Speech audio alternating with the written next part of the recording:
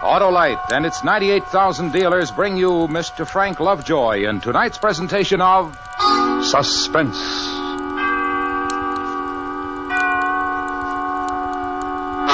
Tonight, Autolite presents the story of a man who wanted to save his life, but he had to get into a fight to do it. And the fight was with the giant of Thermopylae, our star, Mr. Frank Lovejoy.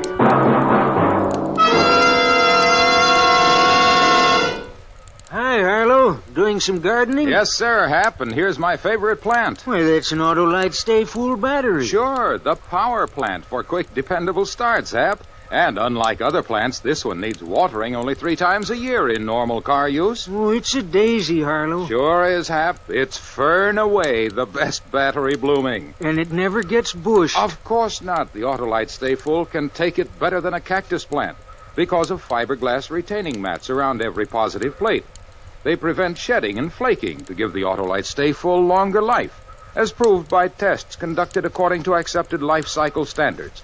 Do you dig me, Hap? Had you planted before you opened your 2 lips, Harlow. Oh, okay. Then cultivate the acquaintance of the best battery botanist in town, your Autolite battery dealer. He'll give your car that hardy perennial, the Autolite Stay Full, the battery that needs water only 3 times a year in normal car use. Remember, from bumper to tail light, you're always right with Autolite. And now, Autolite presents transcribed Mr. Frank Lovejoy in The Giant of Thermopylae, hoping once again to keep you in suspense.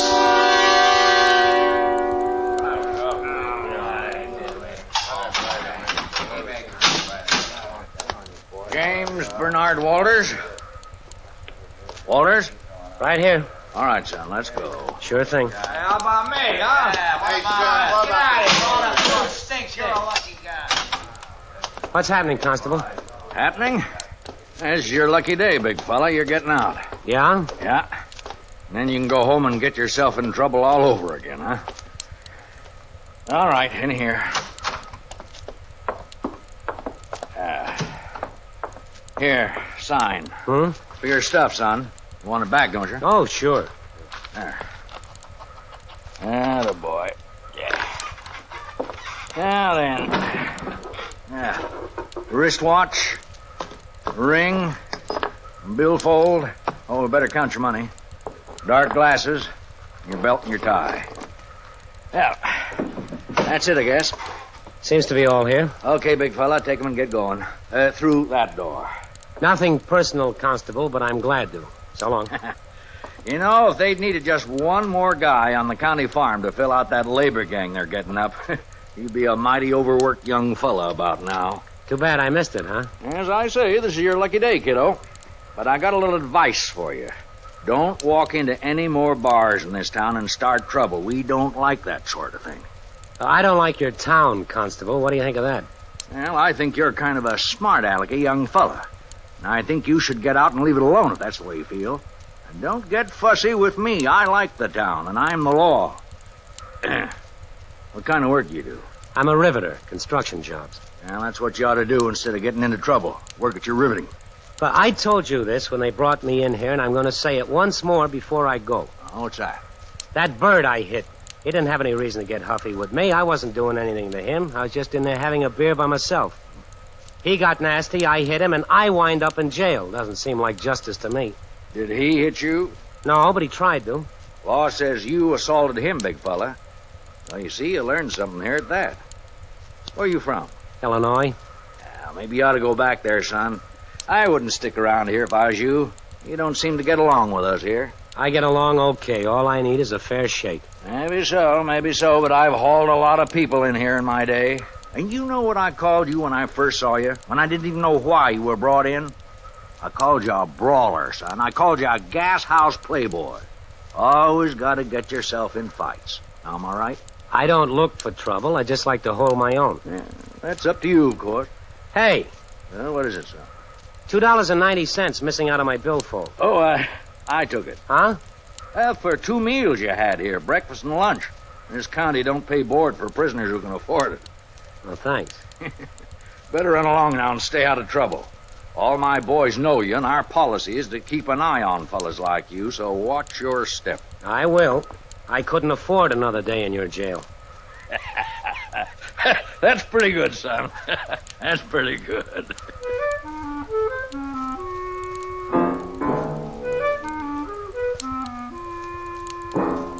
That's about the way this whole thing began. I mean, me getting out of jail after a night and morning of cooling off. I've been in jail before, and I guess I deserved it, but this time I didn't. I've been watching my step for a long time now, and they didn't have any call to book me in. When I walked outside that afternoon, I began looking around for this guy. I didn't know his name or anything, but I sort of remembered what he looked like. Seemed as though it'd be a good idea to hit him once more before I left town. I'd have been much better off if I'd gotten out of there on the next bus.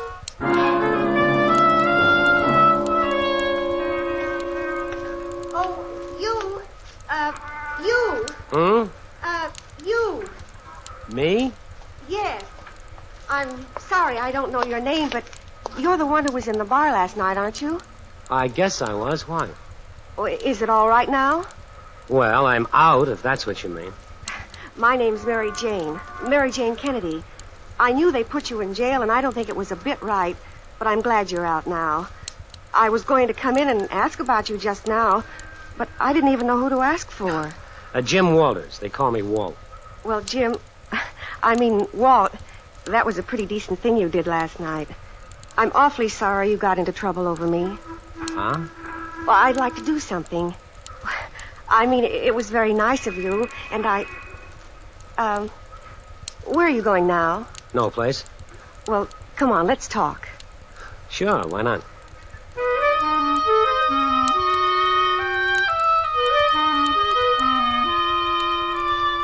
Now, for a couple of seconds there, I forgot all about this fella I was looking for because this little girl was real cute. So I went along with it. But I also thought maybe I'll find the guy this way. So, this is your place, huh? Yes. Excuse me. Sure. Pretty nice. Oh, not so nice. Pretty awful, as a matter of fact. I'm going to move as soon as I get a chance. Yeah? Well, what's so awful? Oh, out there.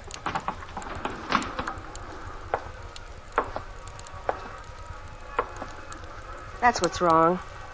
The fun park. I think it looks kind of pretty myself. The Ferris wheel and the roller coaster and all. Sure do. You don't have to live with it every day and every night. If you did, you'd soon get over that. It's a horrible place. Ugly and cheap and noisy. Just horrible. Oh, well, it's too bad. But I work near here. This is the only place I could get. So I have to live in the area until I can afford something better. So noisy. Where do you work, Mary? At Allied Aircraft. I'm a secretary. That's pretty nice. Say, wouldn't happen to have a little drink around here, would you? Drink? Yeah, bourbon maybe, or a glass of beer. I wasn't thinking of anything like that, Walt. Oh? What were you thinking of, then? Well, I just wanted to talk to you quietly for a minute. Thank you for your help last night. Oh, that's it, huh? Yes, that's it. Beats me. Just beats me. Maybe this is just a crazy town. I don't know. I don't understand you. Look, Sugar, you can play it any way you want to, but it was you who met me outside the jailhouse. You were waiting for me. And you brought me over here. Now, I saw you, I don't know, once before in my life, in that beer joint last night, maybe. You say you were there, I guess I might have seen you. Now, here I am at your place, I ask you for a drink, you start getting coy. Mary, you can thank me all night long, but I never did anything for you in my life. You're very funny, Walt. Yeah, it's a real scream, all right.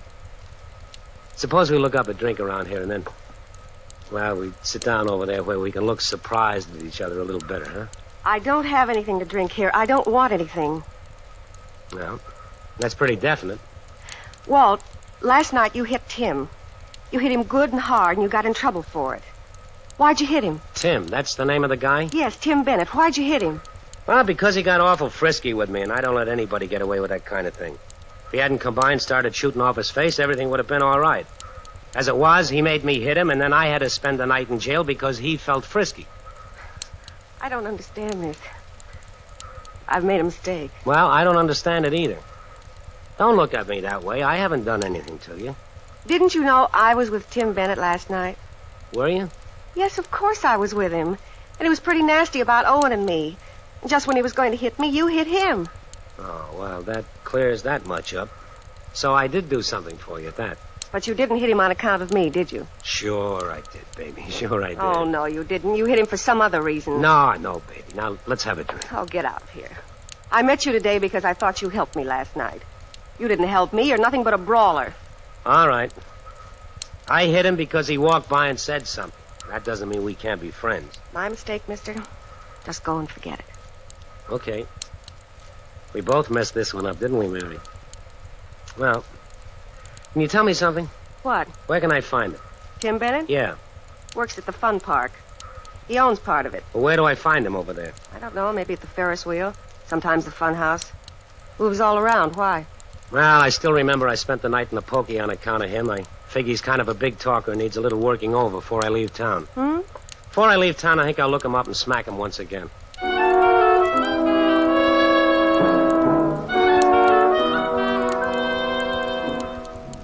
Maybe that was the wrong thing to say, but I had it on my mind and I let it out. It's just the way I am. Get everything squared away and shipshape before I move on to the next town. You know, no loose ends, tidy things up. Besides, I've always been a sucker for an amusement park. Get your hot doggy here. Get your red hot doggy here. Get him while they're hot. Get your hot doggy here. Hot dog.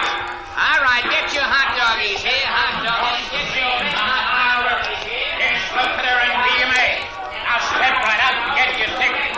Show's about to begin on the inside. Tickets. Tickets. How many, brother? Where do I find Tim Bennett? Tim Bennett, friend.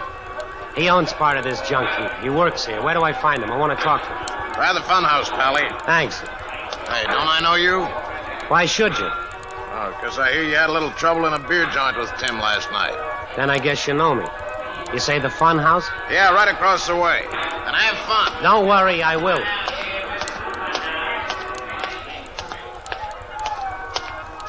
Where do I find Tim? Tim Bennett? Yeah. Back there. Inside? You mean inside? That's right. When'll he be out? I don't know. He's working on the giant. On the what? The giant of Thermopylae. He guards the back exit. He was a Greek. Is that him back there? No, you can't see him from here. What's the gimmick? Well, you seem like a bright guy, so I'll tell you. See, the civilians go in through here. They walk all the way through the funhouse to the back, and they think that's where they're going to come out. But they can't because the giant is standing there guarding the door. So they have to come back through the whole place and come out the front here. Same way they went in. Now, isn't that fancy? We think it is. How big is this giant? Oh, 9 feet tall, maybe. Isn't that cute? Yeah, every once in a while he don't work so good. Tim is the only one knows how to fix him. The levers go bad and everything. Happened this morning. Tim's been back there ever since. Wait. Got her going in, too. Oh, you're a real panic. I want to see Bennett. Well, you'll have to go through the house. Okay. And you have to get a ticket. Oh. Well, I wouldn't want to miss it. Here. Sure. That way. Thank you. Oh. You can lay off the air jet when I go in. Huh? Laugh getter.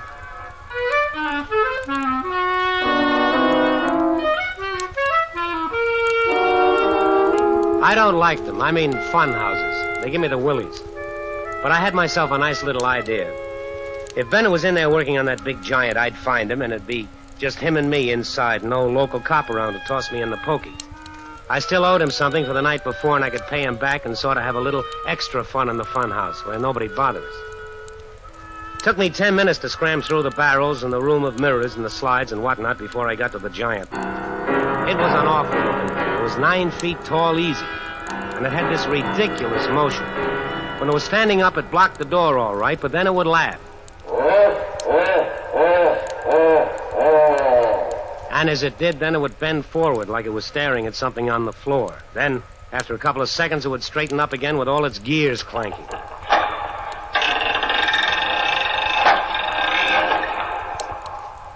By the time I got to Bennett, he'd gotten it fixed good. Seemed to be working just fine. Sort of automatically, I looked at the floor where the giant was looking. And all at once, I didn't want to see Tim Bennett anymore because he was lying there right at my feet.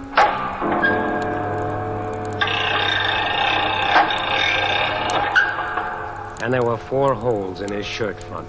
4 holes made by a knife, and Tim Bennett was as dead as you can get.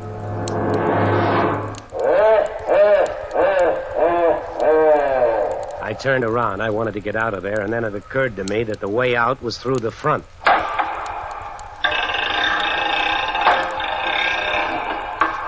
And me and my big mouth. Everybody in the world almost knew I'd been looking for Bennett so I could hit him. I had to get out, sure. But I couldn't get out the front. The back was the way out.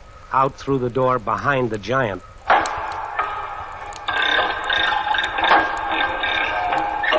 But how to do that? Well, watch the pattern of the big fella. What exactly did he do? Was it impossible to get past him?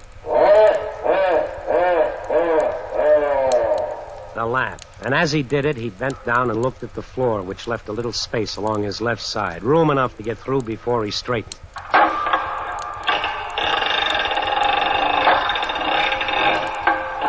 While he stood there not moving, you couldn't get by. It had to be real fast. Now, how fast? Laugh 5 times, then 1, 2, 3, 4, 5.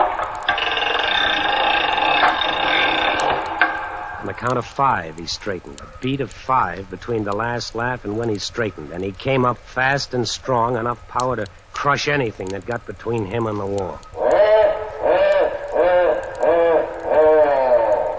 1, 2, 3, 4, 5.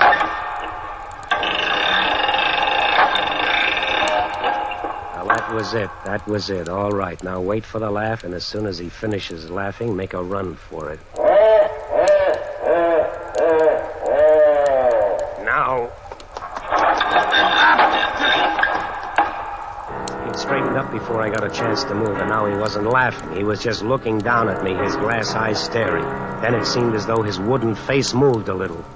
You didn't think I was going to let you out of here, did you?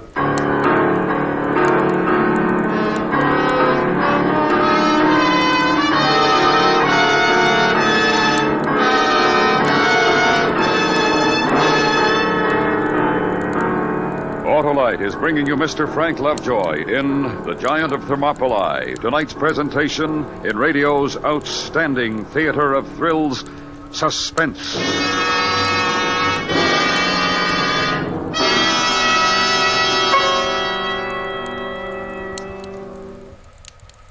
May time's the time, eh, Harlow? The time to get an Autolite Stay Full battery, the perfectly performing, peerless producer that needs water only 3 times a year in normal car use. Pretty particular package, eh, Harlow? Yes, Hap, and that personable Power Pack Paragon is persistently prepared thanks to fiberglass retaining mats around every positive plate.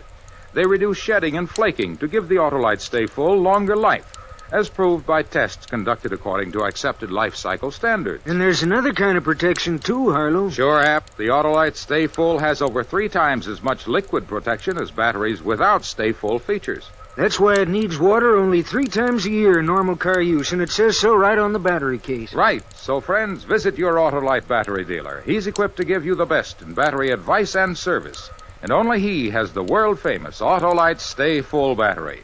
Remember, from bumper to tail light, you're always right with Autolite. And now, Autolite brings back to our Hollywood soundstage Mr. Frank Lovejoy in Elliot Lewis's production of The Giant of Thermopylae, a tale well calculated to keep you in suspense.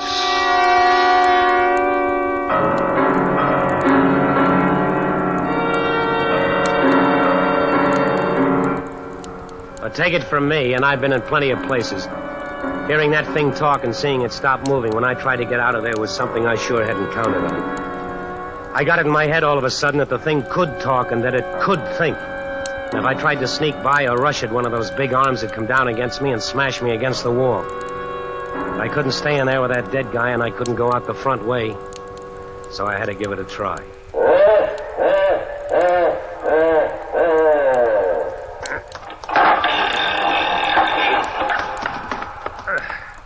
I said I won't let you go.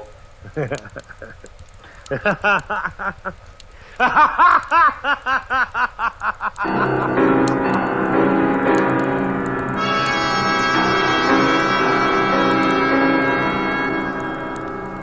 there I was, sitting on the floor next to Tim Bennett, who was dead, just kind of looking up at this big, ugly giant. And he wasn't laughing now, not a bit. He was just hoping I'd keep rushing him until he battered me to death. Because he wasn't laughing, somebody from out front had come back to find out what was wrong with him, and they'd find me in the body of this guy I'd been threatening all day. After a while, it seemed there were two of me. The one sitting on the floor sort of whimpering and crying and looking at the giant. The other one sitting there and saying things to himself.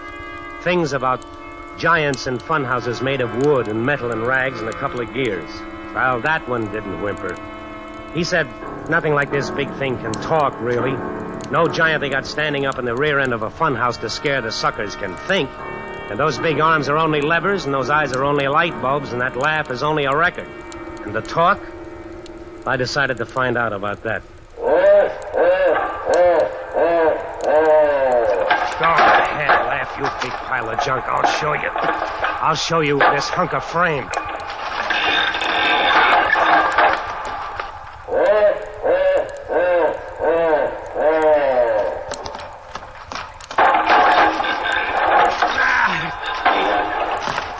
I'll get you, you big...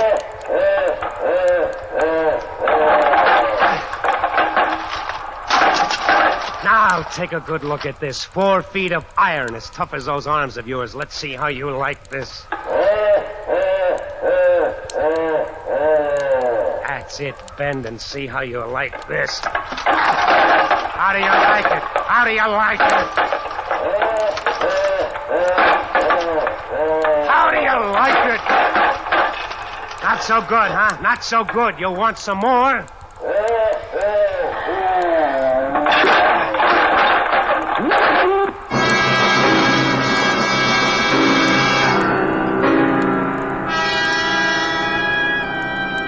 I was right about the laugh, anyway. It was a record, and now it was broken.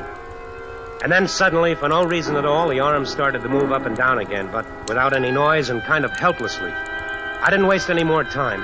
I saw my chance to scoot, and I did. I sprung open the door behind the thing, and I got outside. Hey, what is this? Huh? Hey, what have you been doing? You busted up the giant? You crazy or something? Hey, look, buddy, where's Tim? He's in there with... Hey, what's the matter with you? Your giant. He's trying to turn his head.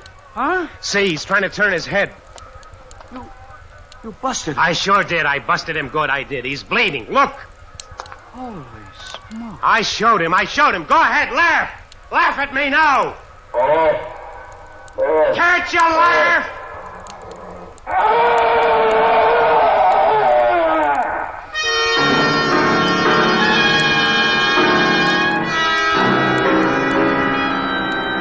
The scream did it. That and the blood all over the giant. I wanted to run, but my legs wouldn't have taken me anywhere if you'd given me $1 million. So, I wind up here, the same old place. A jailhouse, only this time I'm not in a cell. I'm in a little room, and the doctor keeps feeling my forehead and asking me how I feel and giving me shots. I tell him I feel fine. Like to talk to somebody. And he looks worried and he walks away. I've been wondering about him. Maybe he doesn't feel so good himself. The giant did talk. And he did bleed. And he did scream. I know he did. I know he did. Walters.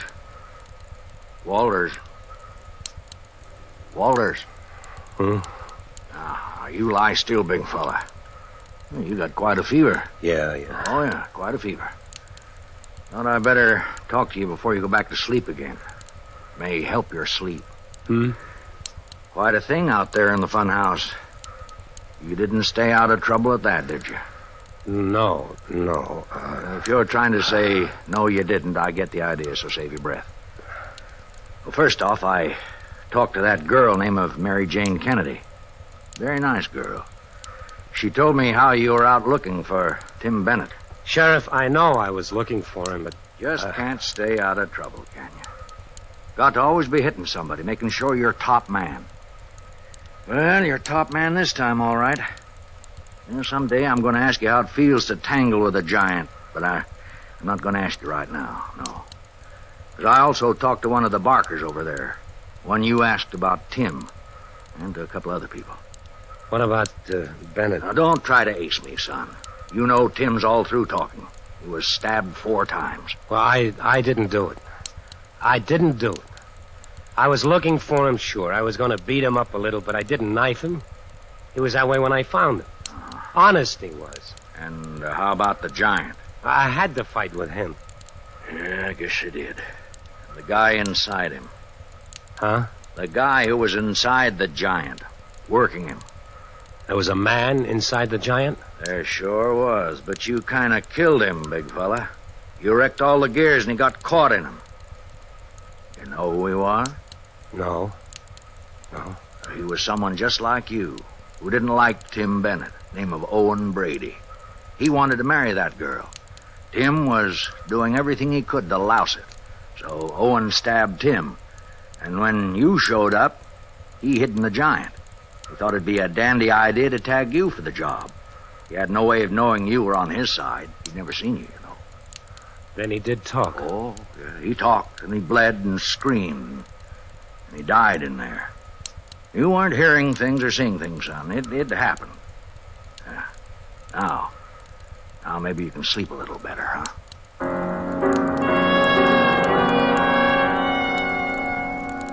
I sleep, but not much better.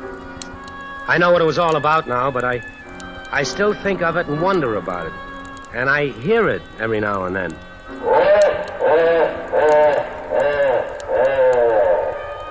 But I feel better. I haven't fought with anybody for a long time now, and never will again.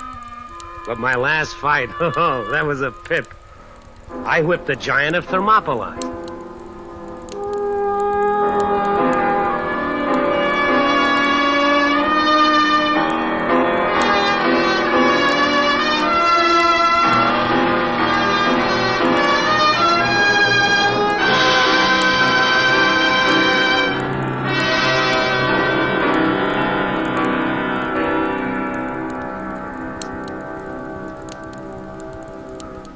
Suspense.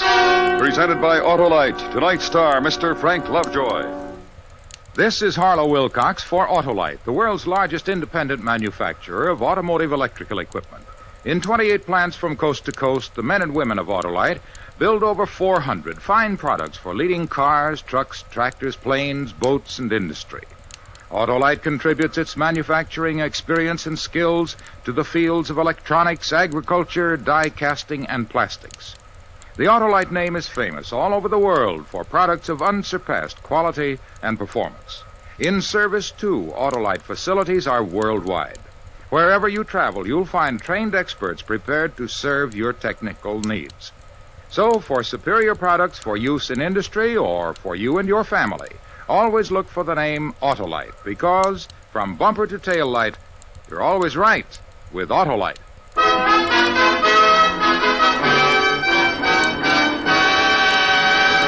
Next week, the true story of a reign of terror, the dramatic report of the final moments of a beast, a man without conscience, a professional killer. It's called The Last Days of John Dillinger. Our star, Mr. Van Heflin. And that's next week on Suspense. Suspense is transcribed and directed by Elliot Lewis, with music composed by Lucian Morowick and conducted by Lud Gluskin. The Giant of Thermopylae was written for Suspense by E. Jack Newman. Featured in the cast tonight were Charlotte Lawrence, Joseph Kearns, Paul Frees, Herb Ellis, and Jerry Hausner. Frank Lovejoy can now be seen starring in the Technicolor picture Beachhead. And remember next week, Mr. Van Heflin in The Last Days of John Dillinger. You can buy Autolite Stay Full batteries, Autolite Standard or Resistor type spark plugs, and Autolite Original service parts at your neighborhood Autolite dealers. Switch to Autolite. Good night. The YMCA movement provides excellent recreational facilities at small cost to hundreds of thousands of young people. Why don't you check on the many membership advantages at your local YMCA? This is the CBS Radio Network.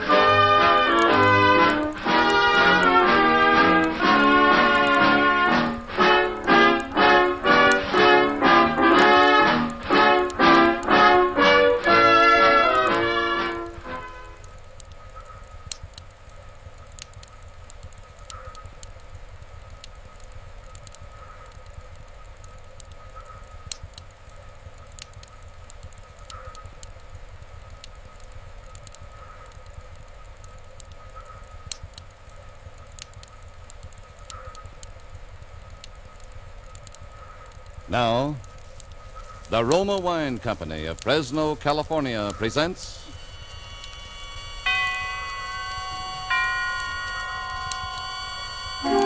Suspense. Tonight, Roma Wines bring you the suspenseful play called Two Birds with One Stone, starring Mr. Dana Andrews. Suspense is presented for your enjoyment by Roma Wines. That's R-O-M-A, Roma Wines. Those excellent California wines that can add so much pleasantness to the way you live, to your happiness in entertaining guests, to your enjoyment of everyday meals. Yes, right now a glassful would be very pleasant, as Roma Wines bring you a remarkable tale of suspense. And with Two Birds with One Stone, and with the performance of Mr. Dana Andrews, Roma Wines hope indeed to keep you in suspense.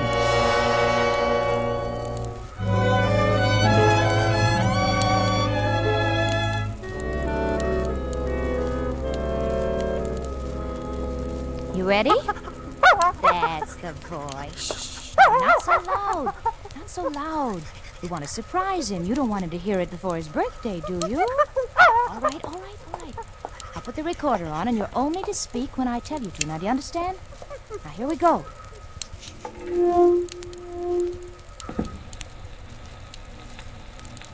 Walter? Hello, Walter. This is Eleanor, Walter, and this... Speak. This is Tracy, and we're saying happy birthday from your loving wife and your faithful dog, Tracy. Isn't Tracy a smart dog, Walter? He can talk, can't you, Tracy? Speak up, tell us everything you know. You didn't know Tracy could talk, did you? But he can. He knows lots of things. Tell us everything you know, Tracy. Now, that's enough, Tracy. Do you want him to hear us? There. Now, the record's finished. We'll mark the label. Not to be played until May 17th, 1945. Eleanor and Tracy. There. Tomorrow we'll play it for him the first thing in the morning. I'll bet you're the first dog that's ever made a record. Now, what do you know about that, huh? No. Eleanor. Yes, dear. What are you doing? Oh, nothing. Just waiting for you. What's all the racket about? Just Tracy and I roughhousing. I wish you wouldn't do that when I'm trying to write. I'm sorry, darling. I thought you were finished. Well, I'm not. You said you'd work till 11, then we'd take Tracy for a walk. It's after 11 now. I didn't think I was going to get stuck. Oh. We be long? How do I know how long I'll be? It's hard work for me to write a play. I'm not Tolstoy. I'm sorry, darling. I just can't seem to say anything anymore without getting on your nerves. We didn't used to be like this. Maybe we're not like we used to be. Poor Tracy. He wants to go. Well, we'll never go unless I get that second act curtain fixed. I wish I could help, dear. Maybe you can, Eleanor. What would you say if you were thinking of committing suicide and you didn't want anyone to know exactly what your plans were? What would be the last thing you'd say to your husband, for instance? I don't know. I never thought about such things. Shh, Tracy, boy. Walter, couldn't you work it out tomorrow? You'll be fresh in the morning. I said I'd finish this, and I'm going to, if it takes all night. No, Tracy and I'll have to go for a walk alone. Come on, Tracy. Come on, boy. Oh, Eleanor, you said you wanted to help me. Well, if I thought I could. You helped me the other day. Only with what your leading lady's dress looked like. About the suicide. Oh, first of all, why is this girl committing suicide? She's tired. Bored. Oh, darling. No wonder you can't make it convincing. People don't just commit suicide because they're bored. Yes, they do. People do even worse than that when they're bored. Well, Walter, I've been bored lots of times, but I've never even thought... I can see you're not going to be much help. I'll help you, honey. What's the girl like? She married? Yes. Is she in love with her husband? Well, she doesn't know anymore. How could she not know? Eleanor, you may not understand her, but you've got to take my word for it. Let's see. Would she say... Eleanor, let's try it this way. You know, sometimes the very first things you think of are the best. Just say whatever you think she'd say without stopping. You know a little about the character. Just say whatever comes into your head. Now, try it. I won't interrupt you. All right, but Oh, Eleanor, did they fix the recording machine today? Yes, yeah, why? Have you tried it out yet? No, I was just going to. I'll tell you what we'll do then. We'll try it out by cutting a record of what you say now. It'll be spontaneous, unrehearsed. I've thought too much about it. Maybe that's why I can't do it. But yours will be fresh, and we'll play it back and change it and work on it after we hear it. Well, wouldn't it be better, darling? Please, try it my way, before you have a chance to think too much about it. Oh, come on. Oh, you've got a record right there, haven't you? Is there anything on it? Well, one side's blank. All right. Come on. And, make it emotional, convincing. You ready? All right, go ahead. Maybe it's foolish of me to do what I'm thinking of doing, but I don't see any other way. I'm confused and bored. I guess bored most of all. And maybe what I'm going to do will solve things for both of us. Goodbye.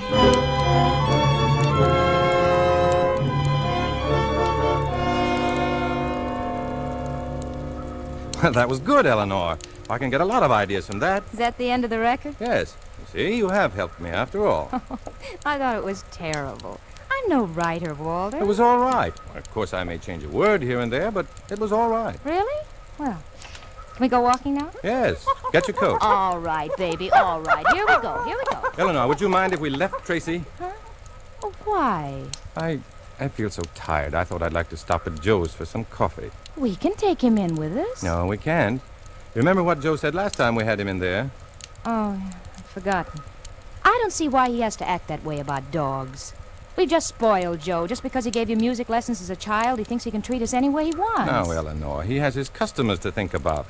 People don't like to have dogs hanging around an eating place. It isn't Joe's fault. Oh, poor Tracy. He knows he's not wanted. Well, that's the way Joe feels about it. We'll only stay a few minutes, and then we'll come back for Tracy. All right, I suppose we have to. Tracy, you wait now. We won't be long, then we'll come back for you. Oh, we'd take you now, boy, but we can't. Look, Walter, it's almost as if he understands. Yeah, expect him to up and answer you one of these days. Oh, come on, huh? Let's go so we can hurry back. We'll only be 20 minutes, boy. Did you see him look at the clock? I thought I saw him look at his wristwatch. Fool, come on.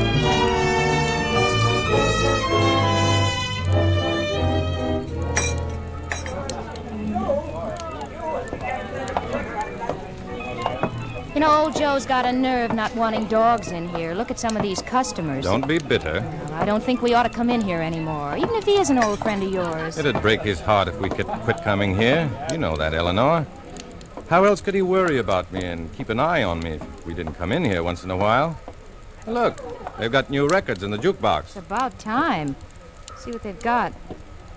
Did you say new? Blue Heaven. Together. Gloomy Sunday. Gloomy Sunday. I haven't heard that one in a long time. Would you like to? Let's order first. Let's sit at a table. Make him wait on us for a change. No dogs allowed. He's got a nerve. Honestly, I'd never... Shh. Here he comes. Now, don't start anything, Eleanor. Well, I'm off of Joe, and I don't care if he knows it. Shh. Good evening, Walter, Mrs. Faber. What'll it be tonight, huh? Well, hello, Joe. Just coffee. Well, you got any of that 7-layer? Yes, I think I can fix you up. Nothing for me. I haven't seen you in quite a while. You're not going to see me in here anymore at all, Joe. Huh? Oh, why not? Oh, Joe, never mind. We're in a hurry. But why do you say that, Mrs. Faber? Never mind. I'm going to play a record, Walter. I'll be right back. What is the matter with your wife? Maybe I did something? No, Joe, it's nothing you've done. But you notice it, too. I notice what? How depressed she is. Yes, but why? If you could understand women, Joe, you wouldn't be in this business.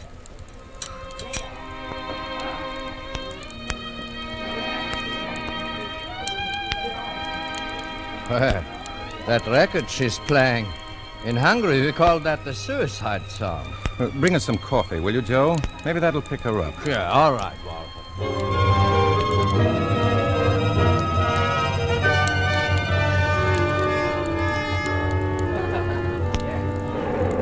Well, Even if you don't like old Joe, you've got to admit he certainly bakes a wonderful cake. I'm not interested. Let's go. What's your hurry? I don't like this place, and I'm not coming back anymore. Not so loud. I don't care if he does hear me.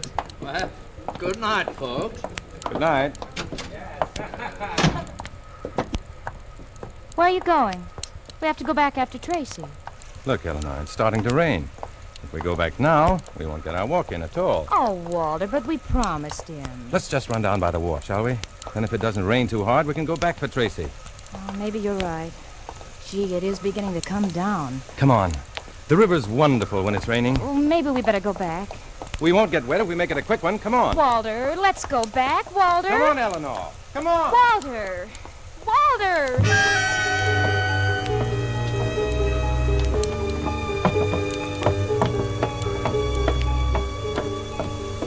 Walter!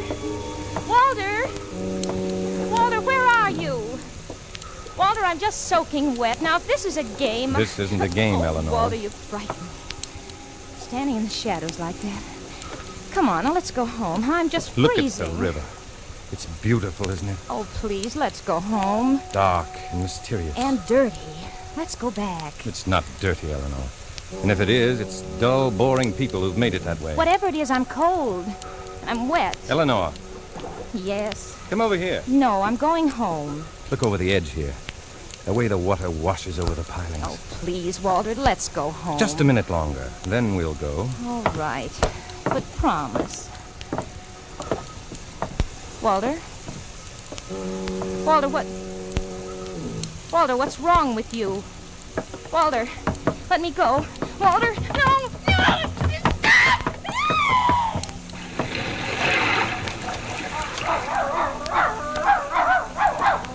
Tracy!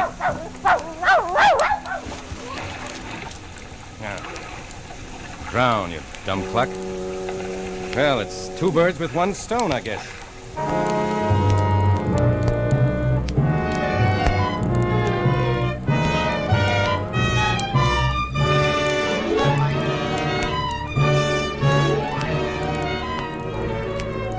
For Suspense, Roma Wines are bringing you as star Dana Andrews, whom you have heard in the first act of Mel Donnelly's Two Birds with One Stone, which is Roma Wines' presentation tonight of Suspense.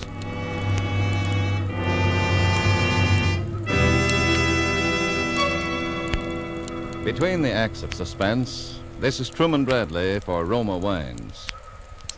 To millions all over the world, the name Elsa Maxwell stands for gracious hospitality. Her suggestions on entertaining are eagerly sought, and here's an especially timely one. Planning a simple dinner for friends during these days of food rationing calls for imagination in making plain dishes temptingly attractive. I suggest the simple, inexpensive touch that Roma lends, making party fare out of the most ordinary supper. Serve cool Roma California Burgundy with the meal. If possible, too, dine by candlelight. The tart piquancy of deliciously robust Roma red Burgundy and the soft, flattering lighting heightens the pleasure of dining. That's a grand suggestion of Elsa Maxwell's. Dinner by candlelight with distinctive Roma Burgundy. Truly an appealing idea. Like all Roma wines, Roma Burgundy is of unvarying goodness. The goodness of selected grapes, guided to flavor fullness by the ancient wine skill of Roma's famed wineries. Serve Roma regularly. It costs only pennies a glass. Remember, more Americans enjoy Roma than any other wine. R-O-M-A, Roma Wines. And now Roma Wines bring back to our Hollywood soundstage Dana Andrews as Walter Faber in Two Birds with One Stone, a tale well calculated to keep you in suspense.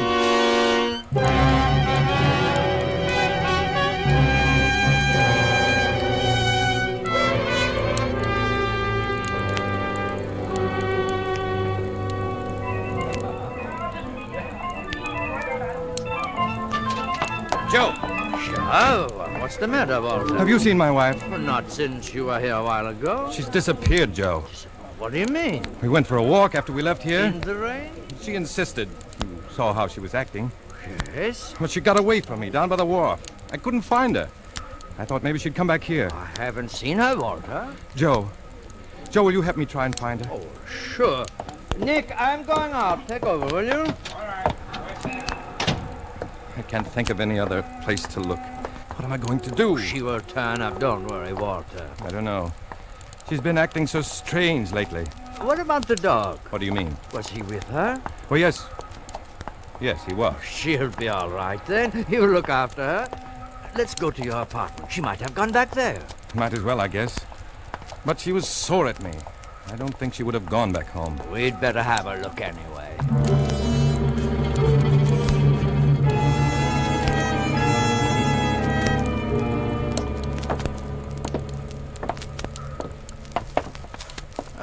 Look there, Walter. What's the matter? The door to your apartment. It is open. Didn't you lock it when you left? I didn't lock it, but I remember closing it. Maybe she's come back. No, she couldn't have. I mean, Come on, let's go in. Oh, Eleanor! You see, there's no one here. I'll look in the kitchen. You go in the bedroom, Joe. Yeah. Walter. What is it? Come here in the bedroom. What's the matter? Look on the bed there. No, it couldn't be. I thought you said the dog was with her. He was. Yes, he was with her. Then she must be here too. No, she couldn't be. Why not? I mean, oh, Eleanor! Eleanor! Look at how still the poor dog lies. Maybe it's been hurt. It's soaking wet. It was raining, wasn't it? Yes, it was raining. What's the matter, Tracy? What's the matter, boy? I guess he's all right. But the way he stares at her. Joe! Huh? What's the matter? I just remembered. Huh? A record. She made it tonight, just before we left the house. She wouldn't let me hear it. She wouldn't tell me what it was, even. She said I could listen to it after we came back from our walk. It's in here, on the machine. We'd better play it, Walter.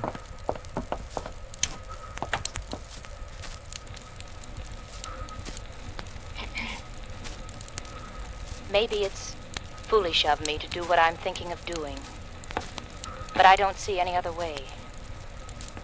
I'm confused and bored. I guess bored most of all. And maybe what I'm going to do will solve things for both of us. Goodbye. I think we had better call the police, Walter. What for? To have them look for her. Oh, yes, of course.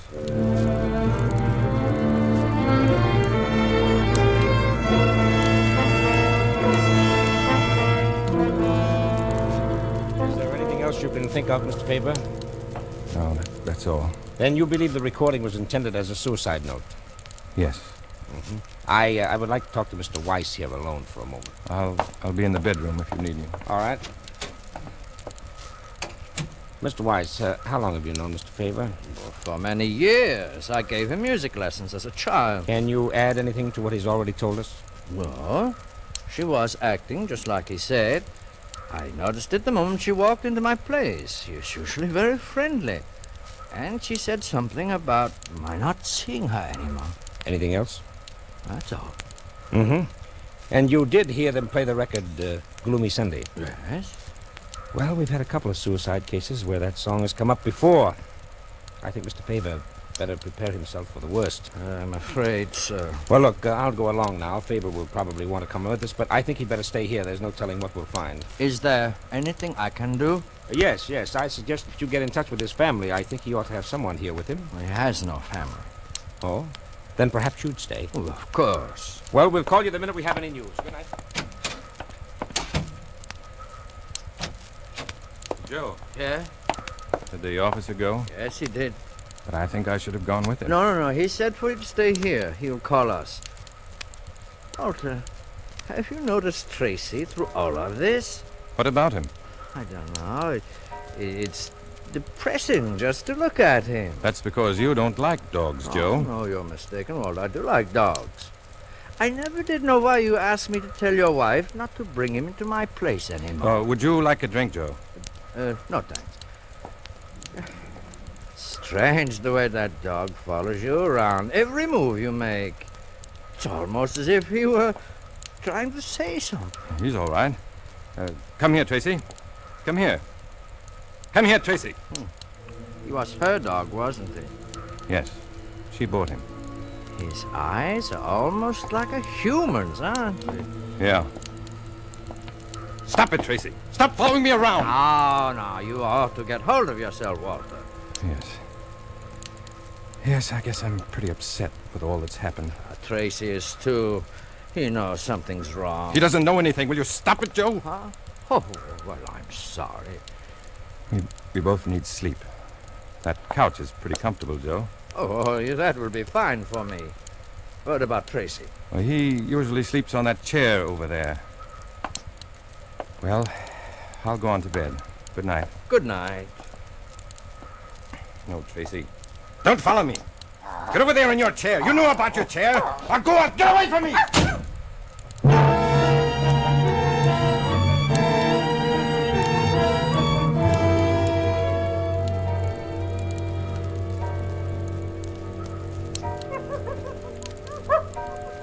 Joe.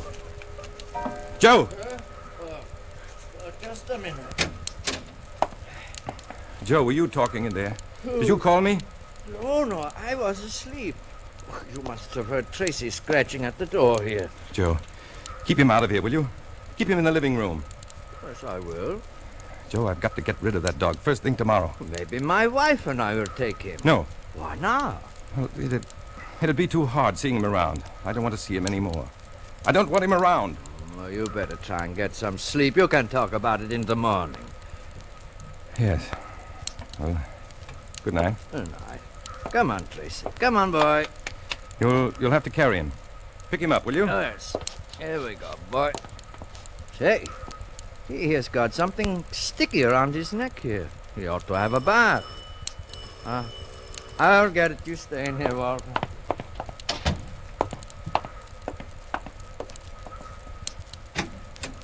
Oh, officer. I've bad news, Mr. Weiss. We found her. Where's Mr. Faber? In the bedroom. Well, you'll have to help me break it to him. Where did you find her? In the river. She must have struck her head on the pilings when she jumped off the wharf. She was in pretty bad shape. Her clothes were torn and her arms were badly lacerated. We can't figure that out. Well, I guess we better go into Mr. Faber. Yes. What is it? Have you... Walter, we have very bad news for you. I'm sorry, Mr. Faber. There's nothing you can do now. As we suspected, it was suicide. There's no need of your coming down now. There was identification on her, but we would like to see you in the morning. I'll be down.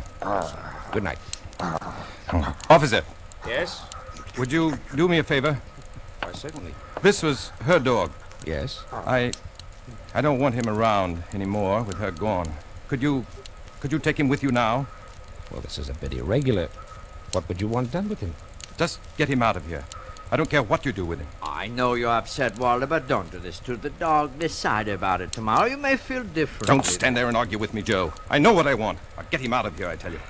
I guess you'd better take him, officer. You will have to carry him, I guess. Yes. Well, it's too bad. They'll probably put him out of the way. Yes, I know. Goodbye, Tracy.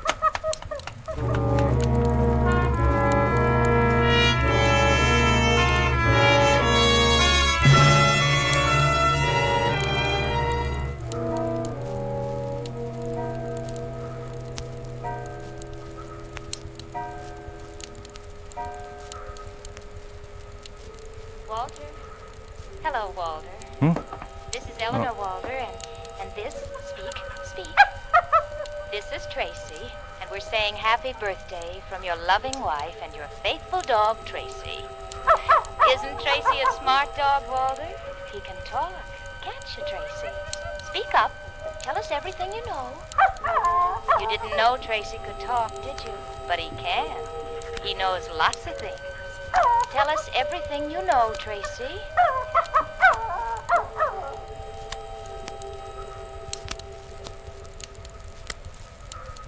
Joe! Yes? Joe, did you hear it? Happy birthday, Walter. How did you know it was my birthday? Eleanor told me. Eleanor? No. Eleanor's dead. Walter, you've had a bad dream. Wake up. Dream? Oh, Joe, I dreamt I... What did you dream? I dreamt I murdered her. I mean, Why did you do it, Walter? It was a trick. Why did you do it, Walter? You won't tell anyone, will you, Joe? You won't, will you? tell you, I had to do it, Joe. I hated her. I knew I'd never be rid of her. I'm going for the police. Stay where you are, Joe. I've got a gun here. So you didn't give Tracy to the police after all. You wanted him here to drive me crazy. You knew all along. You suspected from the beginning. I suspected nothing until a while ago when I played the other side of this record. Now put that gun down, Walter. Let the dog in. Go on, let him in. If it hadn't been for him, you'd have never known about Eleanor. But I'm going to fix both of you now. You couldn't get away with one murder. Now I suppose you think you'll get away with two. Pick the dog up. Go on, pick him up. That's right. Now sit over there with him in your lap. Hold him close if you're so fond of him. It's going to be two birds with one stone again. Only this time I'll make it stick. Drop that gun, Faber. If that dog hadn't gotten away from us, you'd have been a goner, Mr. Weiss. And if I hadn't followed this dog back here, I wouldn't have overheard your very interesting confession, Mr. Faber. Well, okay. I guess I'm even a worse playwright than I thought. Come on, Tracy. Let's go for a walk. I'll walk you down to the station. That's funny. Listen to him. This is the first time he's ever wanted to go for a walk with me.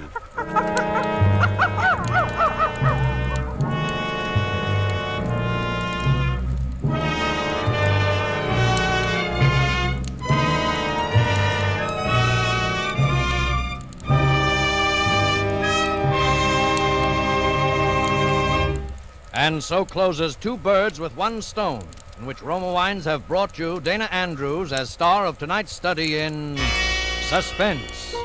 Suspense is produced, edited, and directed by William Spear.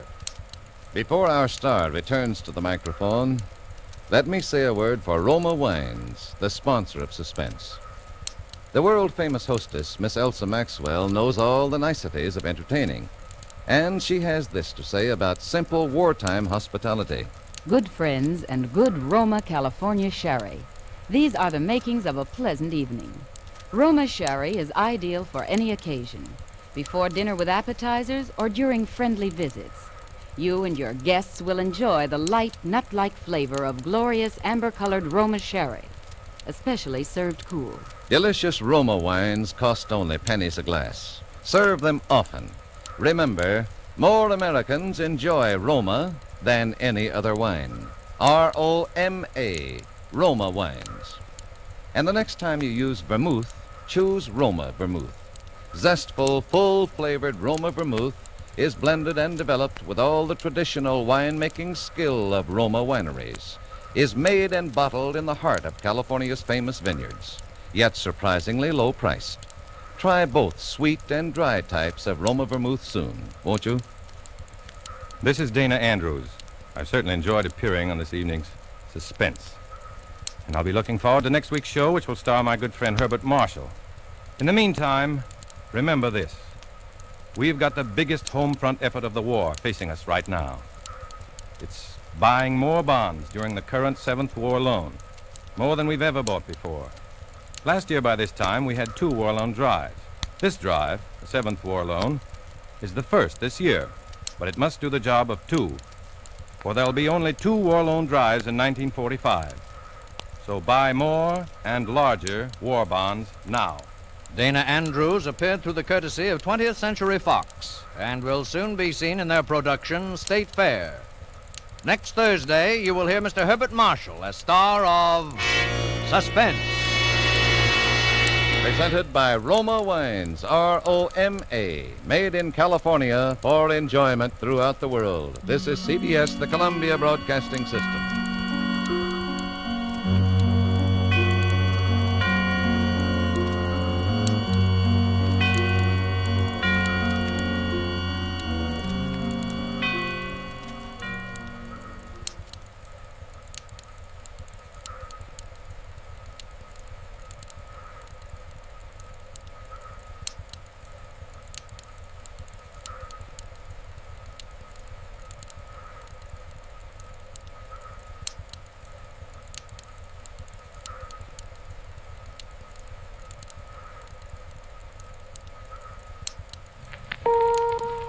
by transcription. Yes, more Americans enjoy Roma than any other wine because Roma wines taste better. Taste better because only Roma selects from the world's greatest reserves of fine wines for your pleasure. And now, Roma Wines of Fresno, California, that's R-O-M-A, Roma Wines bring you Suspense. Tonight from New York, Roma Wines present Miss Eva Le Gallienne, distinguished star of the New York stage in Phobia, a suspense play produced, edited, and directed for Shenley by William Spear. Suspense, radio's outstanding theater thrills, is brought to you by Roma, R-O-M-A, Roma Wines, the greatest name in wine. There's nothing like the tantalizing aroma of juicy or the taste of spicy cold cuts and crispy cool salad served outdoors. And to make warm weather dishes more tempting, serve tall, frosty glasses of Roma wine and soda. Yes, Roma wine and soda is ideal with summer meals or anytime friends drop in. Simply half-filled glasses with your favorite Roma California wine, robust Roma Burgundy or fragrant Sauterne. Fill with ice and soda, garnish and sweeten to taste. Try refreshing Roma wine and soda. It's inexpensive and always better tasting with Roma, America's favorite wine. Now, Roma Wines bring you Eva Le Gallienne in a remarkable tale of suspense.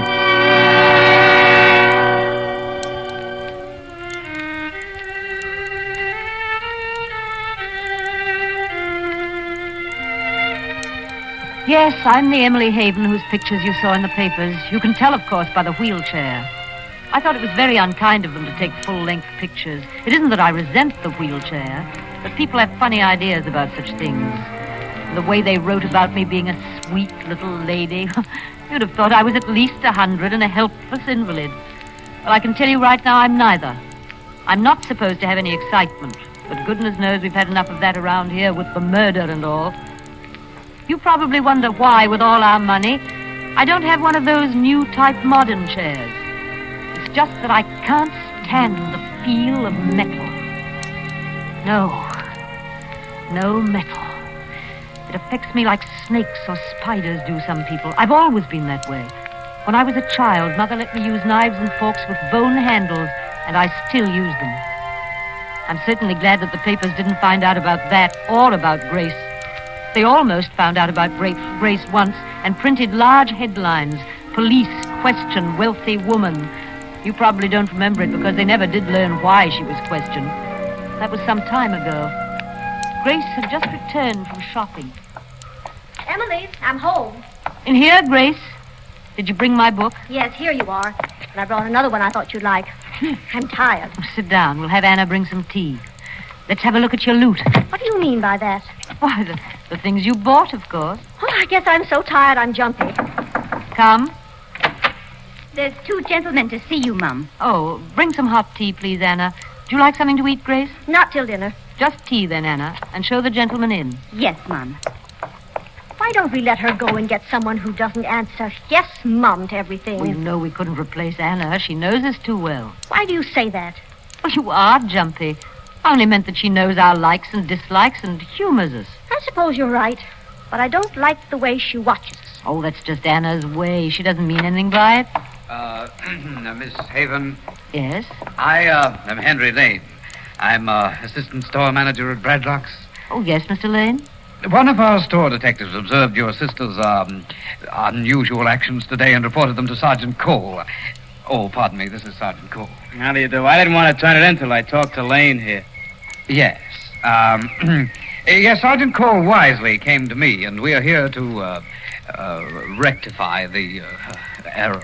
I'm afraid I don't follow you, Mr. Lane. I'm sure there's a satisfactory explanation to your sister's behavior. Well, get to the point. What he's trying to say is that I took some things from the store without paying for them. Grace! That's what was reported to me.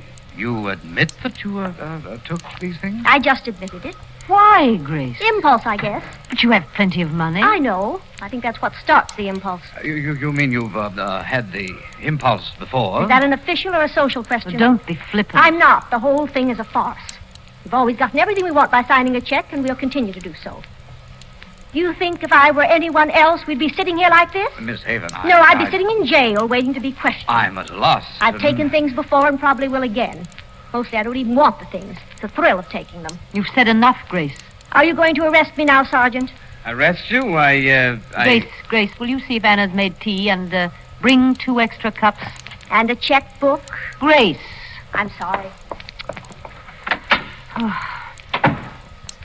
This comes as a shock to me. Beats anything I ever heard. Believe me, I regret having to trouble you like this. Oh, you've been very considerate. I'm sure we can rectify the entire matter. If you'd care to estimate the amount... Sounds like a bribe, No, lady. no, not at all. Let us say retribution. Oh, I don't know. I feel that it's only right that you should receive something for your time and regard, Sergeant. I don't know, lady. I don't want to press charges. And in the future, Mr. Lane, if you will assign someone to watch my sister when she's shopping in your store, you may send the bill for the unpaid items to me. Yes. There may be a slight fee. Oh, yes, I understand. Now, if you'll hand me my pen and checkbook. Of course. Thank you. Well, let me see. There. There you are. Haven, I think I hear Anna coming with the tea.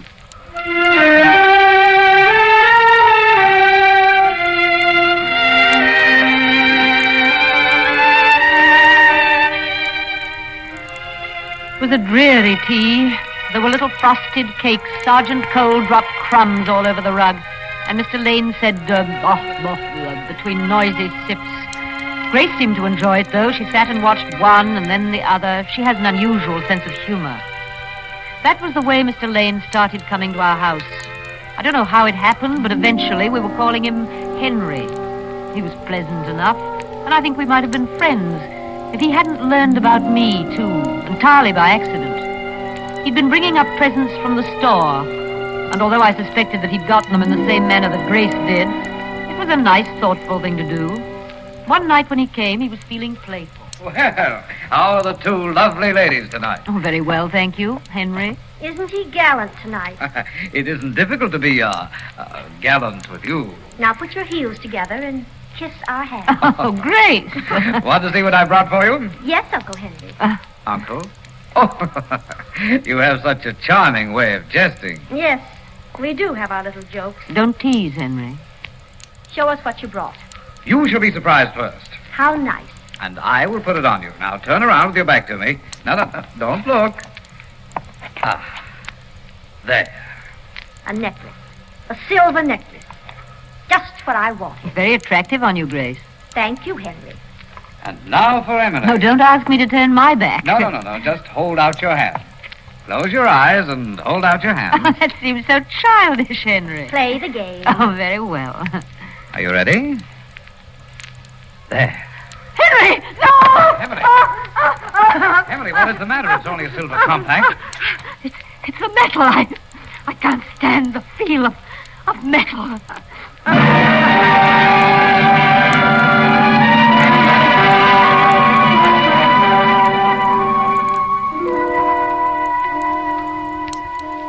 May sound silly, and it may be silly, but I do think my phobia saved my life.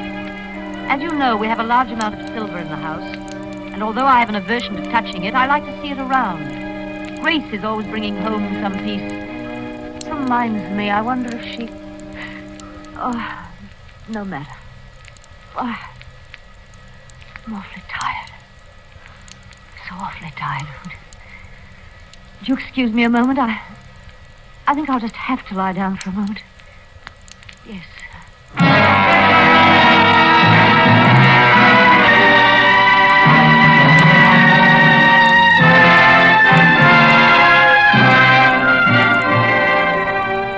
For Suspense, Roma Wines are bringing you Eva Le Gallienne in Phobia. Roma Wines' presentation tonight in radio's outstanding theater of thrills, Suspense.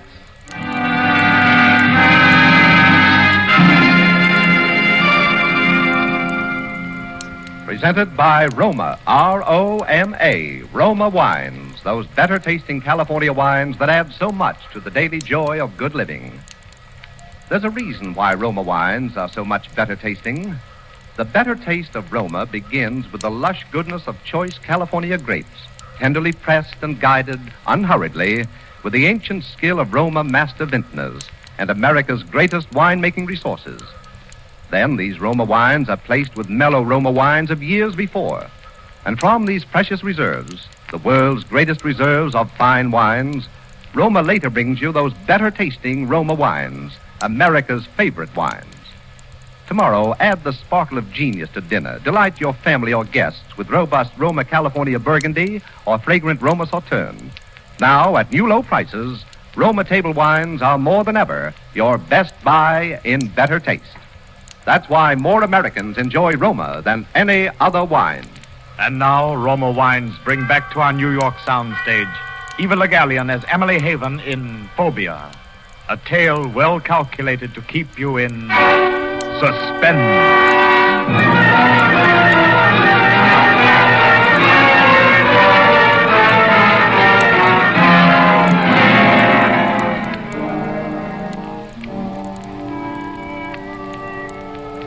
Oh, yes, where was I?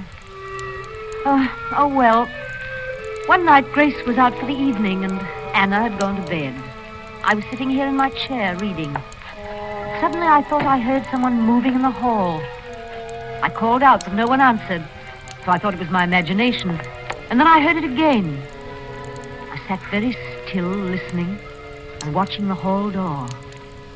As I watched, the knob began to turn. Someone was slowly pulling the door open.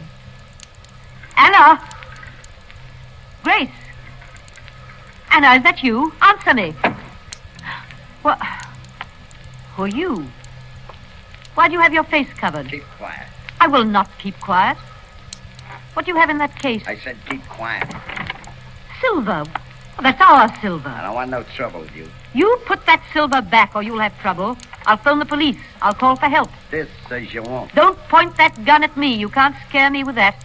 I haven't long to live anyway. You ain't gonna have long to live if you don't stop that yapping. Stay where you are. Do you hear me? Stay away. Now, look here, sister. I ain't kidding. Now, you look here. You ought to be ashamed, the great big man with a gun robbing a helpless lady in a wheelchair. I warned you. Besides that, you're very rude. Take your hat off in the house. Say, what is this? If you want to come into my house, you learn some manners and then knock on the door. Now, set that silver down and leave the room. Looks like I'm gonna have to tie something over your face until I can get away. Don't you touch me! Don't touch...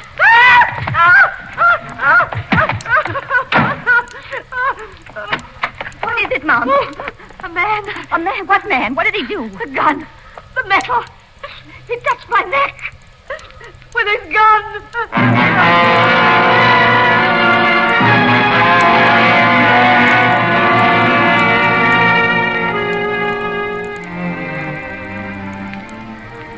Anna became very excited and called the police. Heaven knows why. The man was gone and he had left the silver. I put her in her place by having her wash all the silverware and put it away. Sergeant Cole was furious when he came. It seems that he wanted to check for fingerprints. He was mollified, however, when he found fingerprints on the silver cabinet. I hadn't thought of that, so Anna had to wash that, too. Sergeant Cole came back to tell us that the fingerprints belonged to a man by the name of Mr. Scorchy Hood. He was wanted by the police because he had escaped from some penitentiary and was what Sergeant Cole called a killer. Mr. Hood was called Scorchy because he always shot people from close range and usually in the neck. Sergeant Cole thought it was very amusing when I said if he was going to kill me, he would have to stand back. I wouldn't have him touch me with that gun. Did you read those uncouth headlines in the papers? Wealthy woman, match for murderer, Haven defeats Hood. They made me sound like a pugilist. The papers are so unkind to people with money. One morning, Anna came into the room without knocking, so I said, Anna, I didn't ring. I've got to talk to you, Mom. Very well, Anna, what is it? It's about my brooch, the one my mother gave me. Well, what about your brooch? It's gone, Mom. You mean you lost it? No, I didn't lose it. It was in my room, and now it's gone. Well, you probably mislaid it. No, I didn't, Mom. I always keep it pinned to my Sunday dress, and it's not there. I don't see how I can help you. I thought maybe you'd like to replace it. Oh? What kind of pin was it? It was a cameo. But this time I thought I'd like to have one with some diamonds and little pearls. I don't understand. I've been cleaning Miss Grace's room, and she's got a lot of strange stuff there that nobody knows how she come by. Huh. She's even got a gun. You've been snooping, Anna? Just cleaning, Mom. I did kind of look for my brooch. I see. Do you want your pen, Miss Emily? Oh, yes, Anna. Hand me my pen. Thank you. Let me see. There you are. Do you think that will replace the brooch? Oh, yes, Mom. Thank you, Mom. Well, payday in the middle of the month? Yes. I mean, no, just a little... Token, Miss Grace. Token of what? Let's call it pin money. That will be all, Anna. Thank you, Mom. Now, Mom, you tell me what this is all about. It's nothing, Grace, really. When you sign a check, it can't be classified as nothing. It was a pin for Anna. That isn't very funny, Emily. Pin money for a pin? What about a pin? She, lost it. Lost it? Oh, I see. Now, let's not talk about it anymore, Grace. But I want to talk about it. Poor dear, anyone can get money from you, can't they? Grace, please. I may have my impulses, but I've never taken anything from the servants yet. Grace, where are you going? What are you going to do? To collect and deliver. You just purchased a pin, and I'm going to find it and wear it.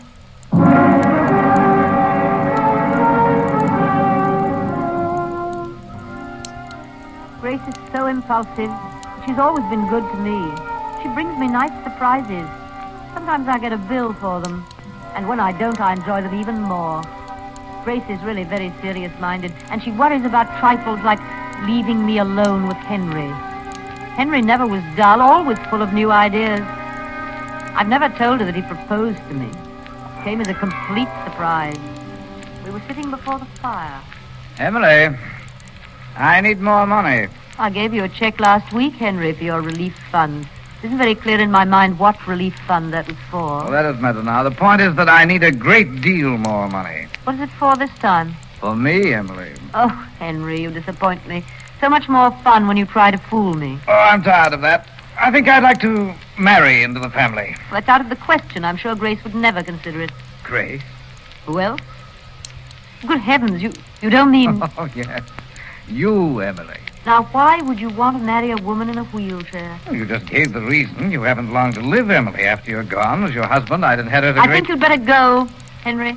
Go? Not until I've had my answer. What kind of proposal is that? Will you and your money marry me? Oh, no. You'll have to do better than that.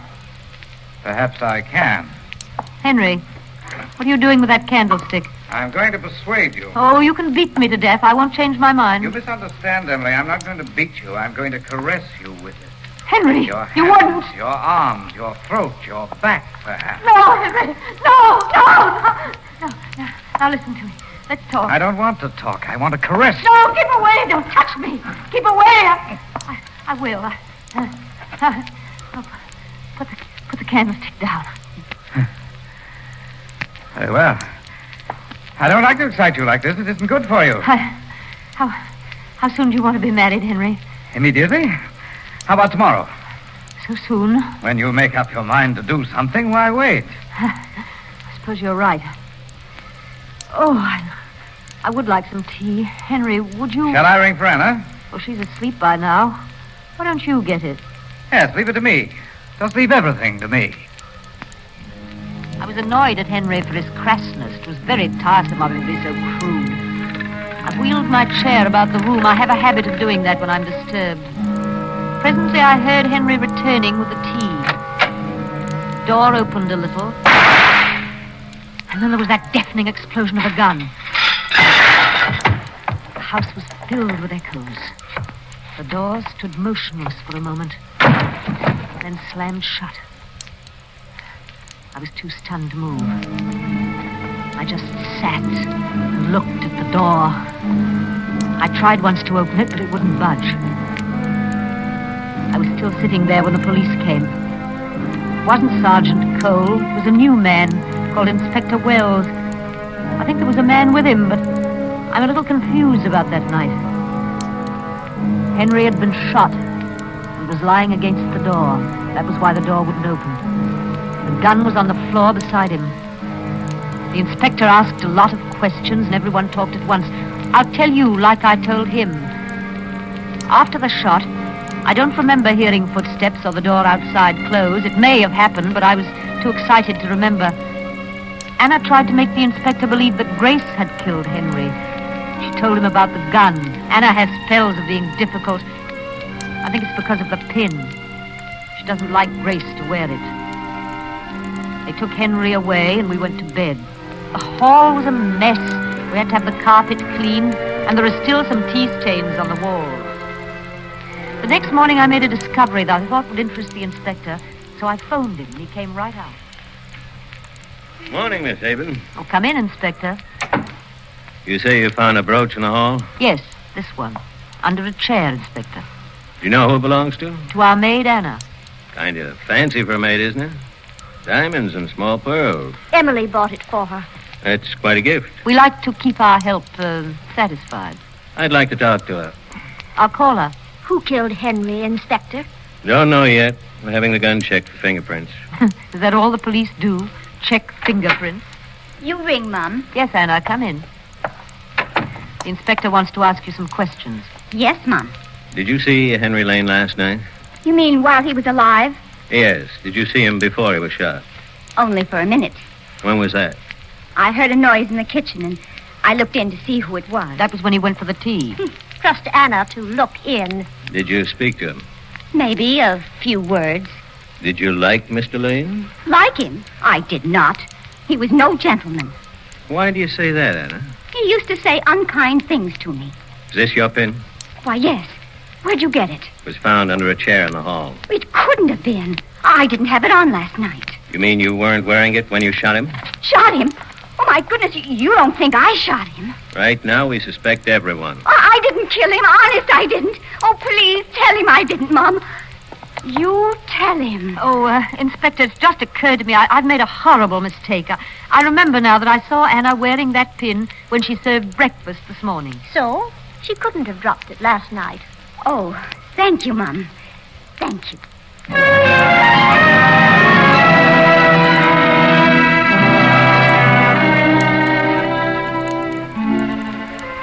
I don't think the inspector was convinced when he left. He didn't say he wasn't. He looked unconvinced. Was kind of a fib, but it was worth it. Anna has been an angel ever since. She cleans Grace's room and never sees a thing. She even returned some things that Grace didn't know were missing. I gave Anna the pin and she put it back on her Sunday dress. The inspector phoned around noon. He was very excited. He said the blurred fingerprints on the gun belonged to Mr. Scorchy Hood, and that we should be very careful, as he hadn't been caught and he was dangerous. I asked him how we should go about being careful. He said to lock the doors and windows, and they would send a man to watch the house. I didn't think we needed to worry, for somehow I couldn't believe Mr. Scorchy Hood wanted to hear me scream again. But about 10 o'clock, Grace and I were sitting here discussing Humphrey Bogart when the whole hall door opened. Don't move. I've no intention of moving. What do you want? Shut up, sister. Don't call me sister. My name is Emily, and this is my sister Grace. How do you do? This ain't no social call. I'm glad to see you've uncovered your face.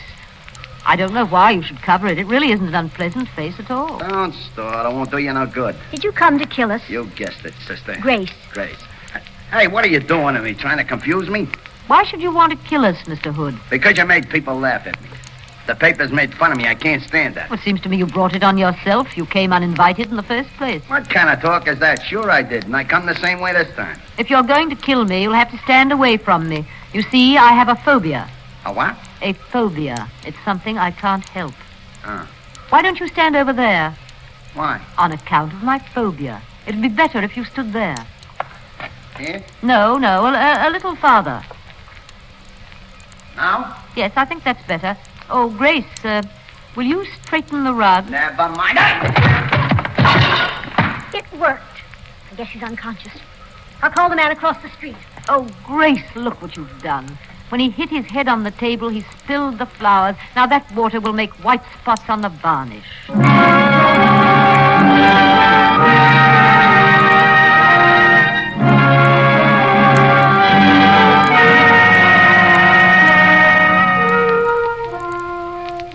That's the way it happened. You know the rest. How Mr. Hood was wanted for several murders, so they executed him. I'm rather sorry it's all over. seems dull around here now, and I did so want to enjoy my last days. The doctor says I've only 6 months at the most. I haven't told Grace my time is so short. It would cause her to fret. Grace worries so. That's why I didn't tell her that I took the gun and shot Henry as he opened the door, and then tossed the gun into the hall before he slumped against the door and pushed it shut. I hadn't even told her that Mr. Scorchy Hood dropped his gun that time when I screamed. You see, I didn't handle the gun with my shawl to save his fingerprints. It's just that I can't stand the feel of metal. Can't stand the feel of metal. I've been so kind, everybody. Here, I mean, in the prison hospital. Oh, you must excuse me. I'm so drowsy. They've let me have my own bed even from home. I couldn't lie on the prison cot they have, you know, with the metal and all.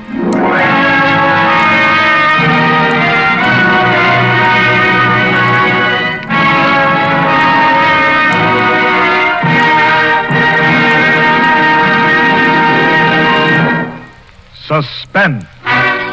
Tonight, Roma Wines have brought you Miss Eva Le Gallion in Phobia, a suspense play written by Joel Hunt. Next Thursday, same time, you will hear Mr. Alan Baxter as star of Suspense. Produced for Shanley by William Spear.